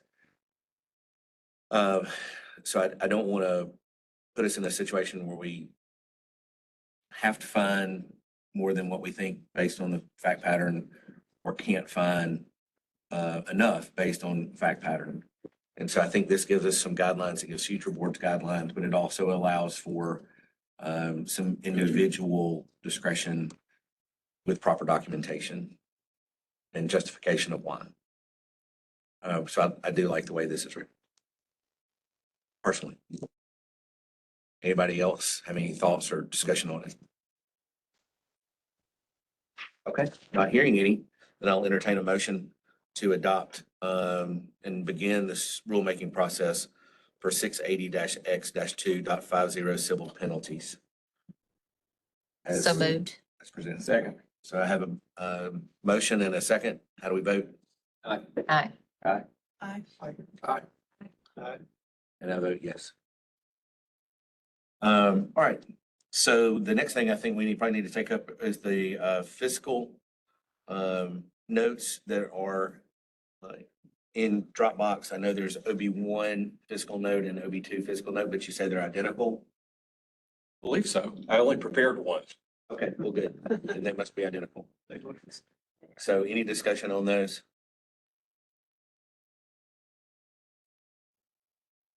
Okay, not hearing any. Can I get a motion to approve the fiscal note for 680-X-2.50 and 680-X-A fiscal note? So moved. Second. I have a motion and a second. How do we vote? Aye. Aye. Aye. And I vote yes. All right. The next item in old business is public hearing for 680-X-1-.03 petition for declaratory ruling of the board.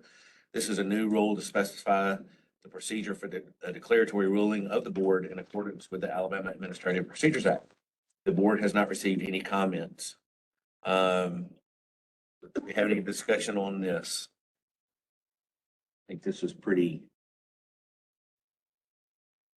dry and clean.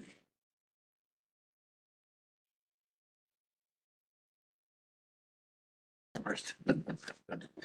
All right, do I hear a motion to adopt without change to the rule? Second. I have a motion and a second. How do we vote? Aye. Aye. Aye. And I vote yes. This rule will become effective August 14th. The next item of old business is number 4, public hearing for 680-X-1.40 petition for adoption, amendment, and or repeal of a rule. This is a new rule specifying the procedure for submitting petition to adopt, amend, or repeal a rule in accordance with the Alabama Administrative Procedures Act. The board did not receive any comments. Are there any comments from board members or discussion?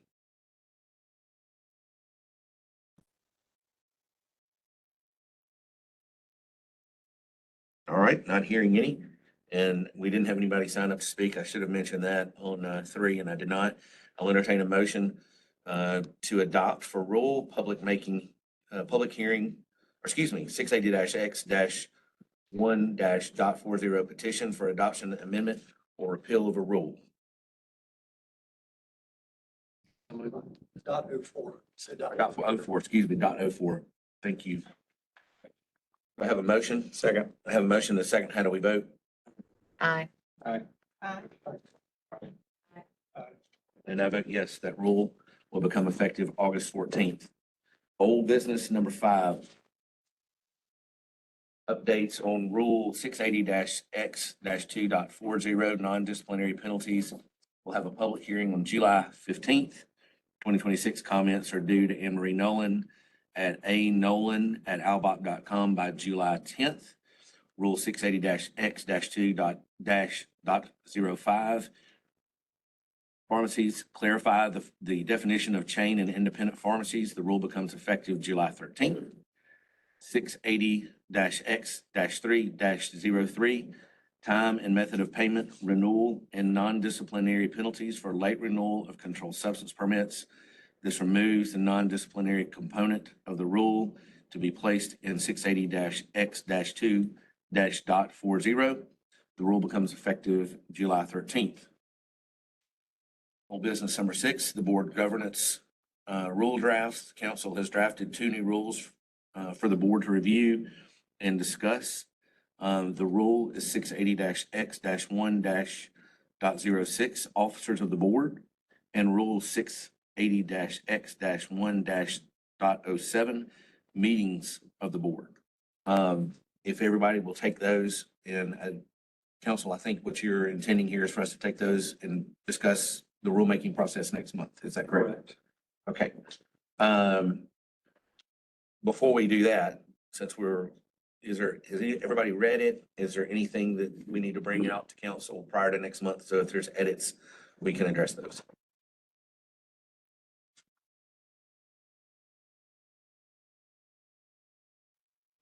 Not hearing any. I think there was one edit that I sent you, which was the treasurer signs the notes, not the president. Well, we'll talk about that. Dr. Cobb, the statute Okay. addresses that. All right, so we'll discuss that later. All right, old business number 7, discuss emergency dispensing in institutional pharmacies. Last month, the board was tasked with drafting an amendment to the emergency dispensing component of the institutional pharmacy rule 680-X-2-.18, and that draft is in your Dropbox. Under OB7 emergency dispensing. When we worked on this, Mr. President, this is by no means complete, but the direction that we were starting to think is that originally this was done as bulk items that were partially used from the hospital. And some people have raised other questions. We've done other presentations. The SANE program, what we did with Easter for post-exposure prophylaxis for a needle stick or something like that. All of those sort of make sense in particular in a rural environment or a place where you don't have access to 24-hour pharmacies, but you want to have access to medications. And we just sort of extended that to, and this is where we defer to the clinical expertise of the board members, certain therapeutic categories that may make sense to ensure that a patient has in hand when they go home. Anticoagulant, maybe a limited number of antipsychotics, anti-seizure medications, things that you just really don't want to go without or have a narrow therapeutic index, may have an adverse effect on the patient if they're not able to get to a pharmacy or a pharmacy doesn't have the medication in hand. And then an entire thought process around cases of sex trafficking, sexual assault, domestic abuse, issues where an encounter with healthcare at a hospital may be the only encounter with a healthcare provider that they get. And if we're not able to, say, in case of a domestic abuse patient, send them home with their medication, they may never get it because who knows, they don't have access to transportation, whatever that is. So that's the lane we started going down as we thought about these edits to that rule. Yeah, well, I'm gonna let other board members speak first, see if they have any thoughts.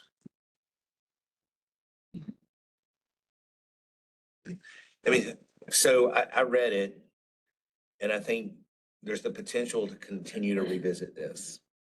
Because I think there's a couple of things going on.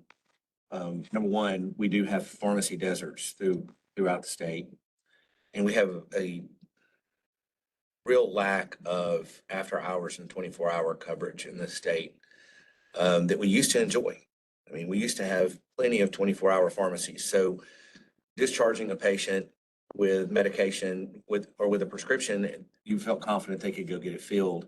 I'm aware of one hospital in the state that maintains a 24-hour pharmacy just because at a loss, at a significant financial loss to the hospital, for the sole purpose of filling prescriptions because of the number of patients that returned back to the ER because they couldn't get their prescriptions filled. And so I like this language. I think it certainly addresses most of the things that we've talked about. But in giving thought to what maybe should be in number 4, I don't know that I have the words exactly crafted as they should be, because I'll leave that kind of to our council to craft. But I think we probably need to say something along the lines of any other medication, because it's for a 4-day supply. It's a limited supply, right? Any other medication deemed necessary to maintain life. Okay. Continuation of care. Or continuation of care, you could say it that way. Or medications that are time sensitive in their administration. So you cover a post attack, or sexual abuse situation. You cover pretty much any medication without being specific.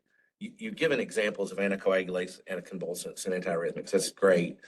But there's other things that might come into play that, I need to continue this care until the person can get to a pharmacy or to a place to get their full supply. I know the concern's always been that, we want to make sure people aren't violating, any kind of own use prohibition, which they wouldn't be if it's their patient. And I think there's a lot of confusion around that. And then also, hospital pharmacies are not really set up in such a way to be community pharmacies. They're just not. And I would take a guess if I asked the few hospital pharmacists that are in the room if they want to go into the business of dispensing medications out of their institutions, that they're all going to throw rocks at me. Because my guys don't want to do it either. But I think in the best interest of patient care, we need an orderly process to be able to do that. And I also would say that if we don't have an orderly process to do that, then people are going to do it anyway without an orderly process. Because your nurses, your physicians are going to act in the best interest of the patient, with or without the pharmacist's knowledge. And so it's best that we have a process to try to manage that. And that's just my opinion. We work along with Children's Hospital in their discharge process. So I can speak along with Tommy. I think the rule needs to be more structured on proper labeling.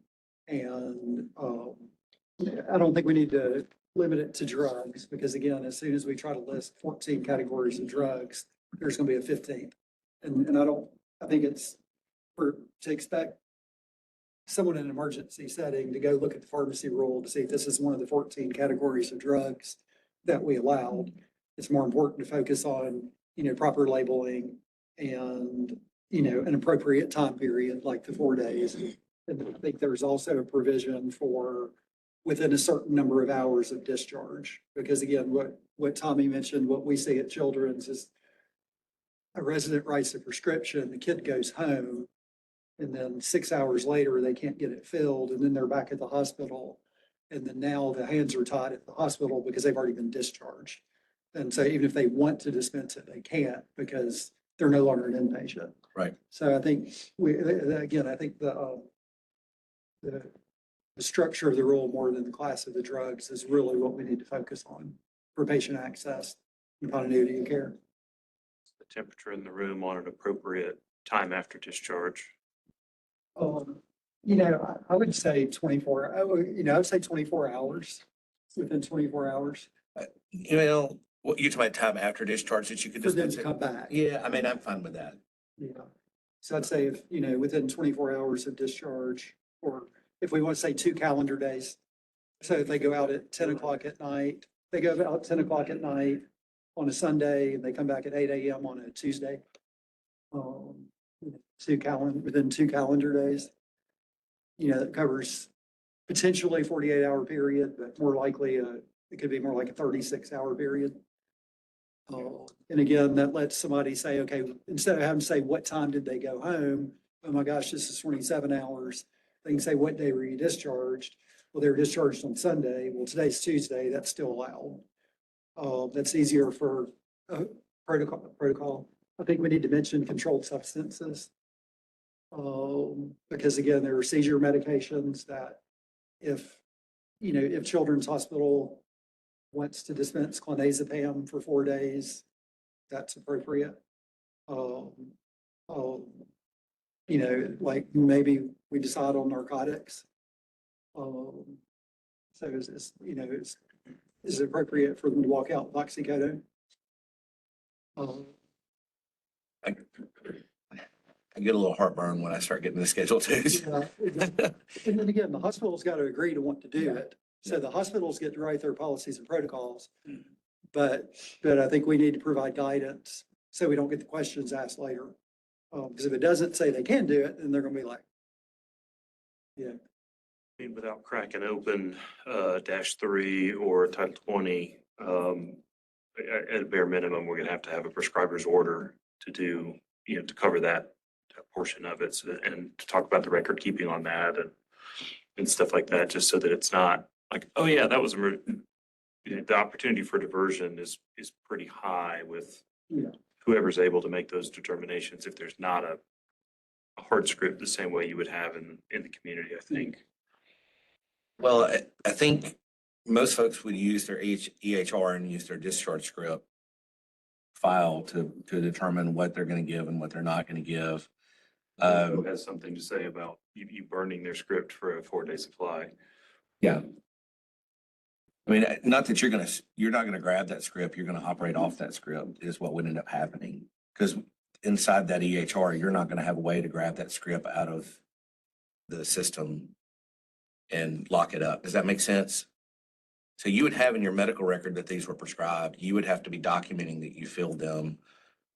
But essentially documenting in the medical record that you filled those and gave the supply of. And that's where that would have to go in most medical records, I believe. Probably have to talk to DEA about how they feel about Well, that's why I get, multiple people sharing a. yeah, that's why I get worried about when you start talking about controls. And I think, there's probably special instances, maybe children's, and some others where maybe they're willing to do controlled substances. We probably wouldn't do that. Most things that are controlled substances, at least within our reach, they're obtainable within 24 hours. I realize there's places that they're not. And what I'm concerned, I guess really what I'm more concerned about is the places that, really don't have a pharmacy open on a weekend but yet, because what you don't want to do is clog the healthcare system up with holding a patient simply because they can't get their medicines on Saturday. And I guess my comment would be, the practice pharmacies existed obviously for decades without this rule in place. So maybe we start it specifically saying no controlled substances, let the rule go into effect, get feedback from ALSHB, from the hospital. And then if we want to explore controlled substances later, then a lot more research is done.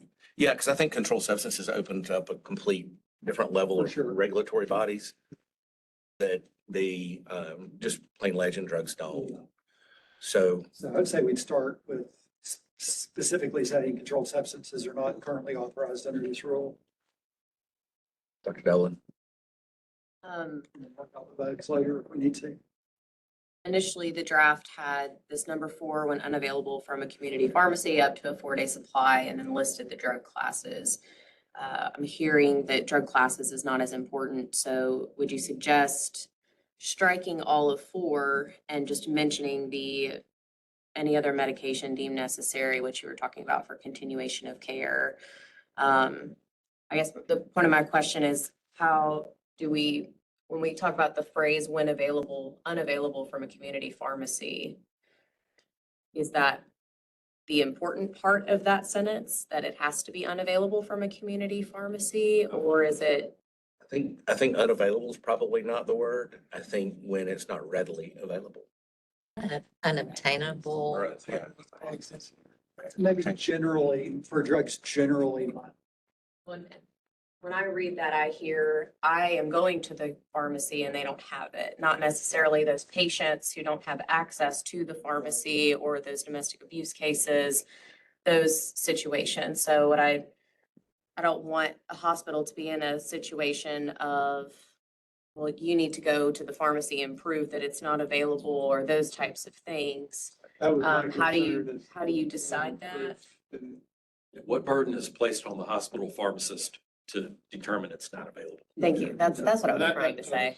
I think a lot of that'll have to do with where that hospital's located and what's open in their community at any given time and their experience, particularly when you're talking about post-exposure prophylaxis. I can tell you, there's not a pharmacy in the city that I can send an employee to, and they're gonna be able to walk in and walk out with it. It doesn't matter what day of the week it is. Expensive therapies, that retail pharmacies may not want to open a bottle instead of selling a full 30-day supply. Right. Unfortunately, we still run into that. If we said something, and then we're assuming a pharmacist is dispensing this, not a physician or nurse, which obviously is outside the Pharmacy Practice Act, except that's an institution pharmacy, blah, blah, blah. But if we just said something like, in the professional judgment of a licensed pharmacist, who determines that a drug likely will be difficult to obtain based on the time of discharge and the type of medication. Include something and is medically necessary or. Medically necessary continuity of care. Because what we don't want is some hospital to say, hey, we're gonna start doing discharge meds and give every patient going home a 4-day supply. Not that, again, Tommy said nobody's going to do that, but somebody might. Yeah. I mean, look, that's why a lot of us have retail stores or community stores that we own, is to provide those discharge meds. And, we're lucky we have a solution, at least for daytime, where even if it's something they don't have, we can transfer a drug and then dispense it and do everything, label and record keeping out of that. But after hours, you still don't have that.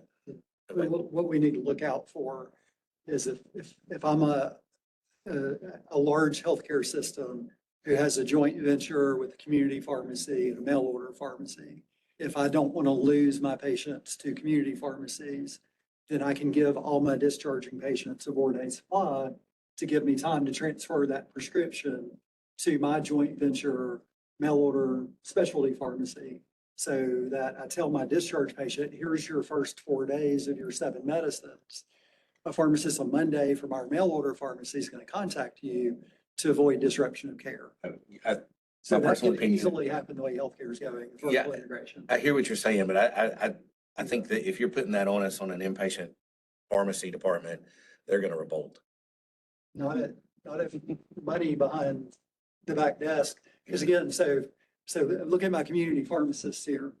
If a healthcare system can completely control that first days post-discharge with the Staples easy button of, you just take these 4 days for free, and then the remaining 30 days is going to show up at your house within 36 hours, then those patients are not going to have the opportunity to use their community pharmacies because they're going to be sucked into a mail order system. Well, which is why this was all prohibited to begin with. Exactly. So that's why we need strict parameters in a licensed pharmacist professional judgment to continue access to this medication, and then, and then maybe we put a reporting requirement in it. That I don't think that's gonna Yeah, be workable. yeah. Um, just in my opinion, I think that would make people, Or they have to maintain a log, you know. well, I mean, they're gonna have to maintain records. Record keeping, yeah. Emery, you got all that to work on? Yeah. I do have a follow-up question for Dr. Mitchell. So you had mentioned labeling requirements. Yeah. These are the labeling requirements currently in place. What other labeling requirements would you like to include? Okay, so, okay. When we say deemed medically necessary, who makes that determination? Licensed pharmacist is what I've been. Purposes, I mean, that's expensive, maybe. Not the medically, not that it's not available from the pharmacy, but any drug deemed necessary for continuation of therapy, you know, whatever, deemed necessary for continuation of therapy, whatever, by who? Is that the licensed pharmacist would be the one that would be saying, I'm willing to, I can dispense that or I can. I don't think we're gonna ask anybody else that we don't regulate to do that. If we ask the physician to do that, the physician does whatever he wants, and then we can't regulate that. I do think, again, we probably need to deemed medically necessary, but I think to make sure we're covering everything, talking about like a post sexual assault kind of things, we probably need to have some verbiage in there about it being a time sensitive administration. I like that. Because is it medically necessary? Maybe, maybe not. Is it, but if I don't take it today, is it time sensitive that I get my dose? Absolutely. So I think we need to cover both of those situations. client would have issues with the plenary prescriptive authority of the Well, it's not prescriptive authority, is it? It's, wouldn't there be a prescription in place to dispense off of? Yeah, you'd have to do it on a physician's order. You're not going to do this on, a pharmacist in a hospital is not going to do this on their own. Well, I see it, is you're looking at a list of medications at discharge, saying that based on the hospitalization, that hypertensive emergencies, and they cannot get blood pressure medicines, they need those, but maybe there's something on the list, I don't know, that can be done without. And I think that's the way I kind of interpret medical necessity, is you're making a decision on which one of these do I need to send them home with, and which ones maybe they don't. I agree with you, Dr. Penner. That's in my mind, just from an operational standpoint, what I foresee is a case management reaching out and saying, hey, we're ready to send this patient home. But, their pharmacy is not open until Monday and it's Saturday morning. What is gonna prevent them from bouncing back to my hospital, right? Yeah. Whether it's, you got an anticoagulant, they gotta have that, but maybe not something else. And I tell you, not to open up a whole other can of worms, because I see this the same way. One of the reasons why health systems run their own retail stores to try to do discharge scripts, we don't try to keep those scripts after 30 days. I mean, if somebody comes back to us, great. We tell them right up front. We just want to make sure that you can get it. Because once they leave, if there's a prior authorization that needs to be done or any kind of thing with insurance, odds are they're not getting it.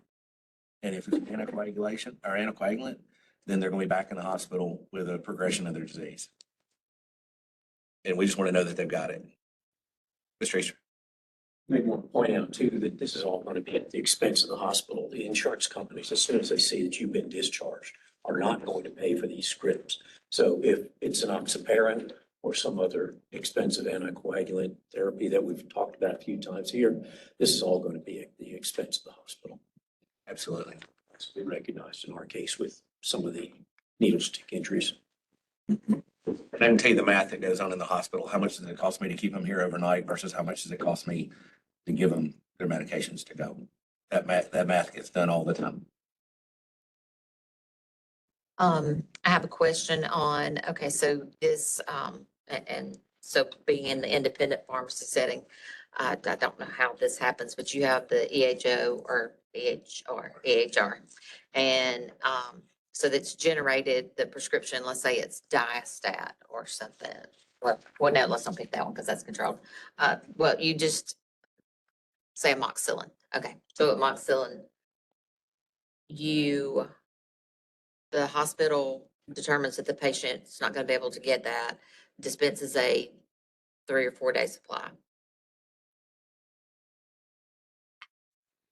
How is the pharmacy gonna receive, what prescription is the pharmacy gonna receive after this has happened? Is it coming off that original prescription and it says take for 10 days? Are we gonna have to do some calculating in there? Or are we just gonna receive the remainder of the prescription? And how is that gonna be generated So and submitted to us? that's an excellent point, because I would tell you in most situations that I can think of, the edit of that original e-scribe on the discharge list is probably not gonna occur. So it's really gonna be incumbent upon the patient to inform you that I've already done X number of days. And they're not, there's gonna be issues there. That's just, that's concerning. Would that be a situation where you would want 2 prescriptions? Yeah, and I think that's something operationally they'd have to work out. Right. Yeah,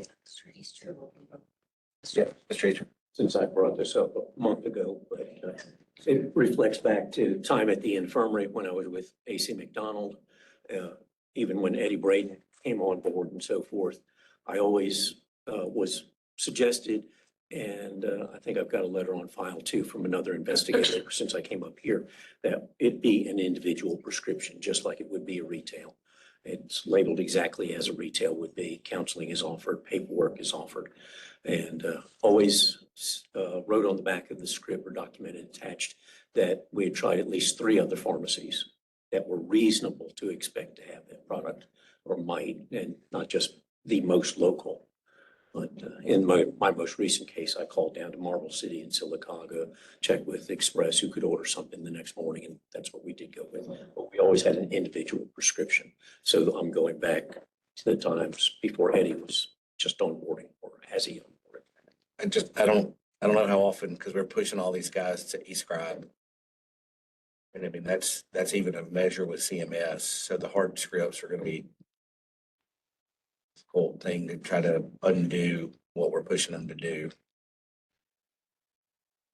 Anyway, Another valid point with, if we're pushing discharge physicians to e-scribe, and they e-scribe to a pharmacy that's closed, and now a patient's driving around town trying to figure out where to get their prescription. Now you have to go back to the ER physician and say, oh, could you pull that one back and send it to this other pharmacy? I'm gonna try them, and there's a lot of burden on the healthcare system to do that. which is one of the reasons why, like I said, everybody's trying to do discharge scripts, because we want to know what's in your hand before you leave. And the insurance issues, the affordability issues, all those are addressed. Because if you don't, then it just ends up in a circle. Or a patient who just says, forget it, I'm not going to do any of that. Particularly when it's new medicines. They'll go back to taking their old medicines. Want to go home and go to bed. Yeah. Let's face it, you're gonna discharge from a hospital for most of the day. And people are typically exhausted by the time they get home, so. All right, Anne Marie, got changes? I did kind of know where we're headed. I think so. Structurally, this might be a question for Mr. Detling. But subsection B was originally structured because we had a list of medication classes. If we're removing medication classes and focusing on the concept of it being medically necessary within a certain time frame, do we strike all of this 1, 2, 3, 4 and simply say emergency dispensing may be utilized again when unattainable, medically necessary? Is it now a 1-sentence section? I have something to say before you answer that. I think we still need to consider the bulk medication for single patient use, because you've got an inhaler or a product like that, or an eye drop, and you don't want to dispose of that. So we have to take that into consideration, that we want that bulk product not to be wasted. Right, okay, then I think we would keep it the same structure then. My personal opinion is you keep the rescue medications, the bulk medications, the antiretrovirals, and then you really just kind of go edit 4 to talk about what we said, because if you don't, then I think you're going to get a lot of questions of, well, can I do this? Can I do that? Can I do this? Is this medically necessary? That you follow me on that? Right, I just, as we were trying to think of medication classes, if we're gonna have a catch-all at the end, then my first thought was just including that as the one sentence. But I agree, Ms. Giles, that bulk medications, we still want hospitals to be able to provide those, whether those are attainable from a pharmacy or not, so. And Tommy, is it fair to require the institution to develop a protocol of drugs that they'll allow? For the number 4, not the 1, 2, and 3, but is it fair to say that the facility has to develop a protocol for what and then how it's going to be handled, labeled, and followed? I mean, I think for Stacy's question to communicate. I think there's a policy that you need to create to address how you're gonna do it. I'm hesitant to create a policy that says what all we're gonna do. Yeah, because if we do that, then the situation arises and it's like, oh snaps, I don't have any way to deal with that. So, because I promise you, whatever you think you've covered, you'll find out over the year that you haven't. Yeah. And I think if we write this way, because I've been on this board now 4.5 years, and I think this is probably the 3rd or 4th time we've discussed it. So if we can write it this way, I think that we won't have to discuss it again. Not that I don't enjoy the discussion, it's that let's write it one time and get it right. For now, the 3rd time. All right. Any more discussion on that before we move on? All right. Quick question on that. Yes. I guess, would we be able to utilize that or implement that, kind of, and maybe you'll understand a little bit more what I'm talking about, John. And, for long-term care patients who are discharging, kind of same aspect of, specialty meds when they're coming in, they've been on like deficit or, and they're discharging into the long-term care facility and they're unavailable for us at that time because we have to order them or order them from a specialty pharmacy manufacturer. How would that work in long-term? Well, Would it be the so same concept or? I think that goes to what permit type you have. So what permit type would you have? I think you guys are operating under a community permit, correct? Yeah. So you don't have any restrictions on dispensations to an individual. I think really kind of what you're talking about. Think about our residents going into the. Right, but think about what your permit type is. Your permit type already allows you to do that. It's the institutional permit that's restricting of dispensation of a medication directly to a patient, except for in these allowed exceptions. I think from an applicability standpoint, a patient who's transitioning from institutional setting to a different institutional setting, but a more home-like setting like a long-term care facility. If they have a pharmacy that's able to provide their therapy, great. If we have a situation where we don't have a medication in stock, this could cover that one medication to allow them to actually move in to that setting while the other pharmacy is being able to do it. I could see that interpretation happening, saying we're facilitating a patient transfer into a less acute bed. But what would be most beneficial to long-term care is if there could be some coverage of controlled substances during that transfer. I mean, that's the big issue with that transition to care. I mean, to me, I realize you're taking care of institutionalized patients, but you're not operating in an institutional permit. So you don't maintain the same restrictions. Yes, I'd like to ask. It's, different settings, and I don't always see the bigger picture because it's been a long time since I've been in retail and hospitals, so. Good question. All right, or travel. Do we have any additional travel requests that need to? Travel that we have to look at is, as I zoom in. Renee would be very upset with me if we did not start talking about NABP District 3 and Multagon in September. Those are both in Asheville, North Carolina. District 3 is September 20th through the 22nd. And Multagon immediately follows on the 23rd through the 25th. So our documentation deadline on that one is August 1st. So we only have very, very little time if we wait until next month to discuss District 3 and Multicon.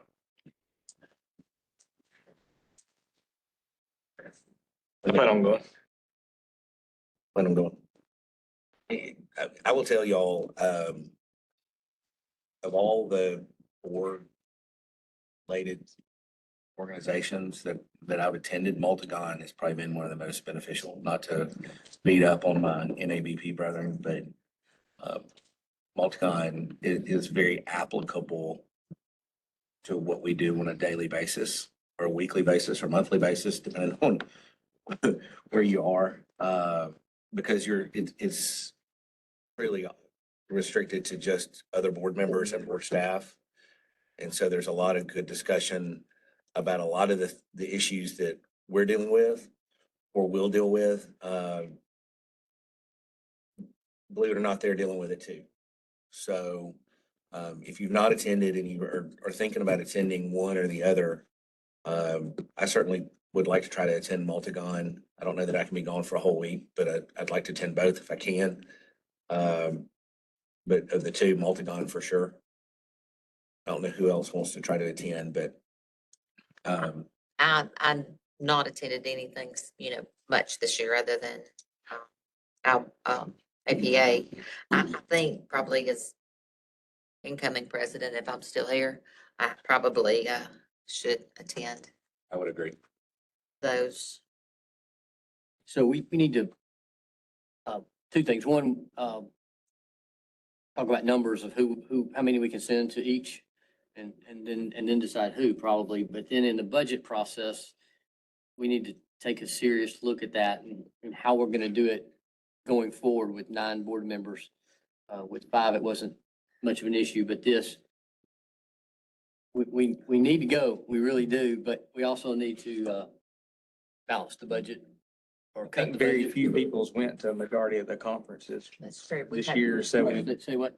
very few, we Okay. haven't sent the max quantity I would say, to each conference already, so I would say there's probably a possibility for the ability to send more. Right. We've had low participation so far this year, just due to scheduling issues and so I do figure we probably have a little extra for things like this. And I will agree that I believe these are more specific to our jobs. Yeah. I mean, we're not looking at anything other like District 3, Multicon. Those are basically all you're dealing with are boards. It's not pharmacy related as much as it is board related, so. These organizations are our equivalent of the Alabama Pharmacy Association or ALSHP, so they're our trade associations, basically. They're specific to what we do. the NABP annual is all of the states. The District 3 breaks this down into subgroups with a smaller portion of people. It still allows board members, board staff, but it also allows deans of pharmacy school. It allows regulatory affairs, other entities to be able to come to the District 3. Multicon reduces that down even further and then it's strictly board members and staff. So it sounds like we've got some folks that probably need to look at calendars and figure out what their availability is. So let's all of us try to come back next month and figure out who wants to go to what.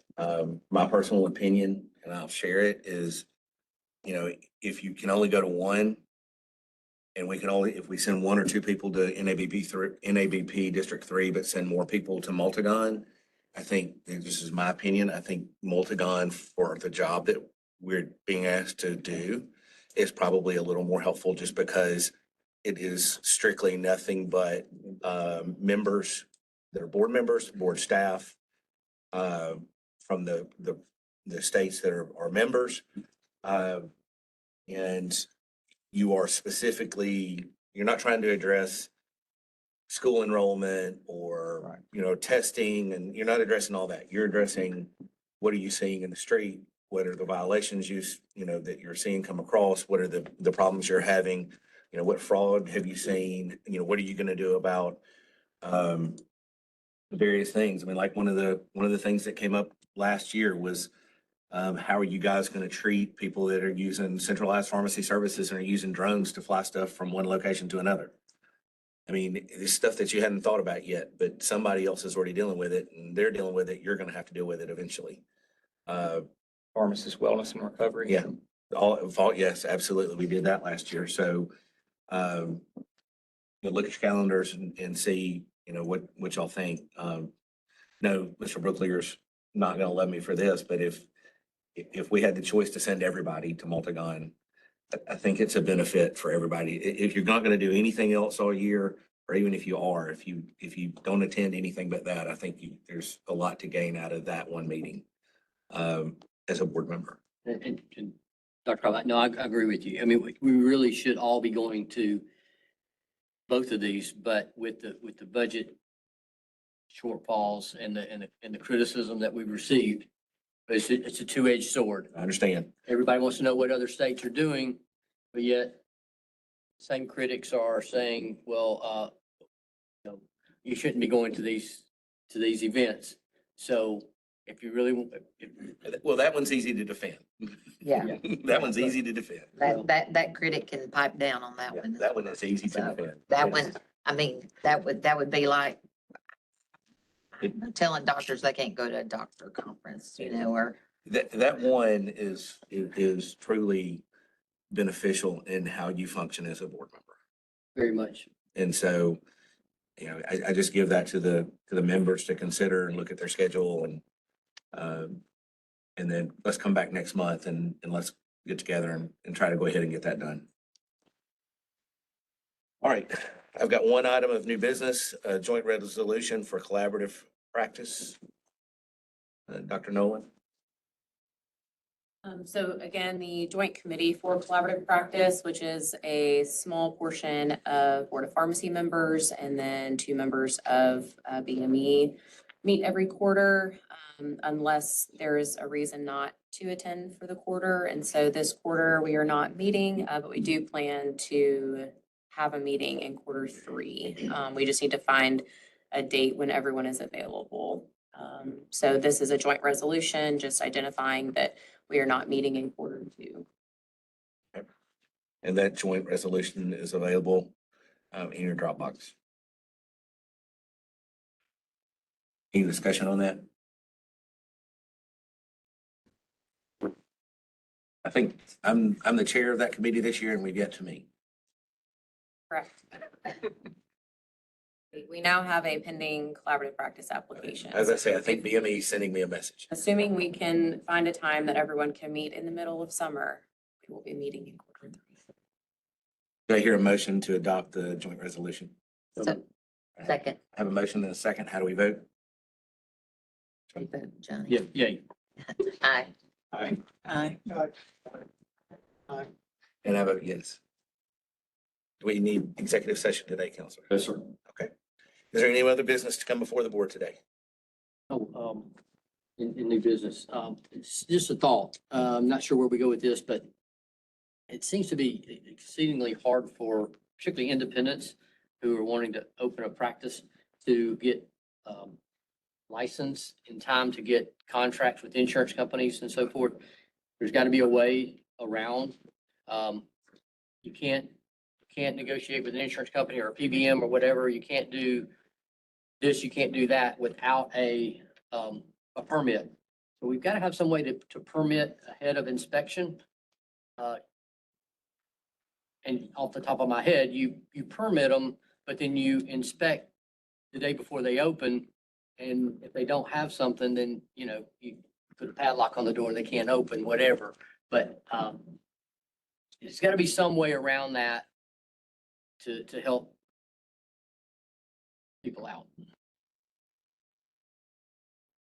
The last time I did it, which has been several years ago, it was complicated, but somehow they were able to do that. And it took a while to get some contracts, so you're kind of behind the 8 ball for the first few months. And I don't think it's that much of a problem for the change because they've got the resources and the connections on the contracts already and are able to move them in. But for independents, it's a bit harder.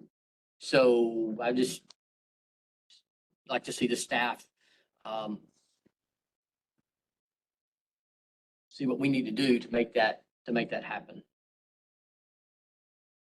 I'm in agreement. I think back when I opened a pharmacy 35 years ago, it's a whole different story. You know, you had a couple of insurance companies and it was pretty quick turnaround. But I believe with our PBMs in the middle now, and there is no limitation on how long it takes them to get back with you. Yes. And we can affect that. So maybe we can affect something on our side to help facilitate that. Because again, you know, the more pharmacies available, the better access to care. So I guess I'm gonna try to summarize the ask, if that's okay. Sure.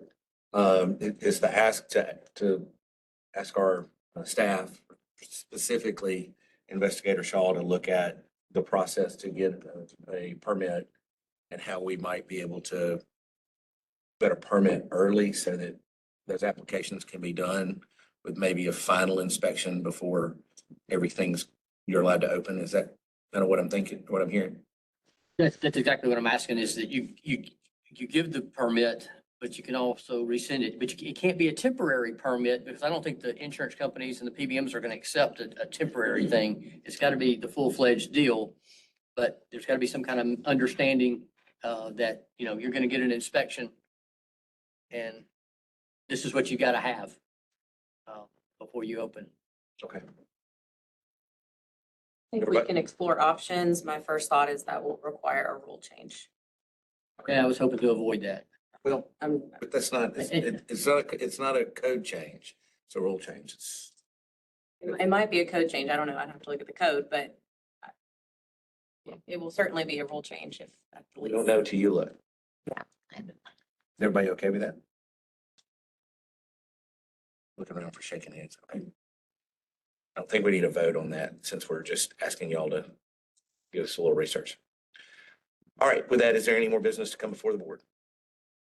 All right, not hearing any, we're adjourned. Thank y'all.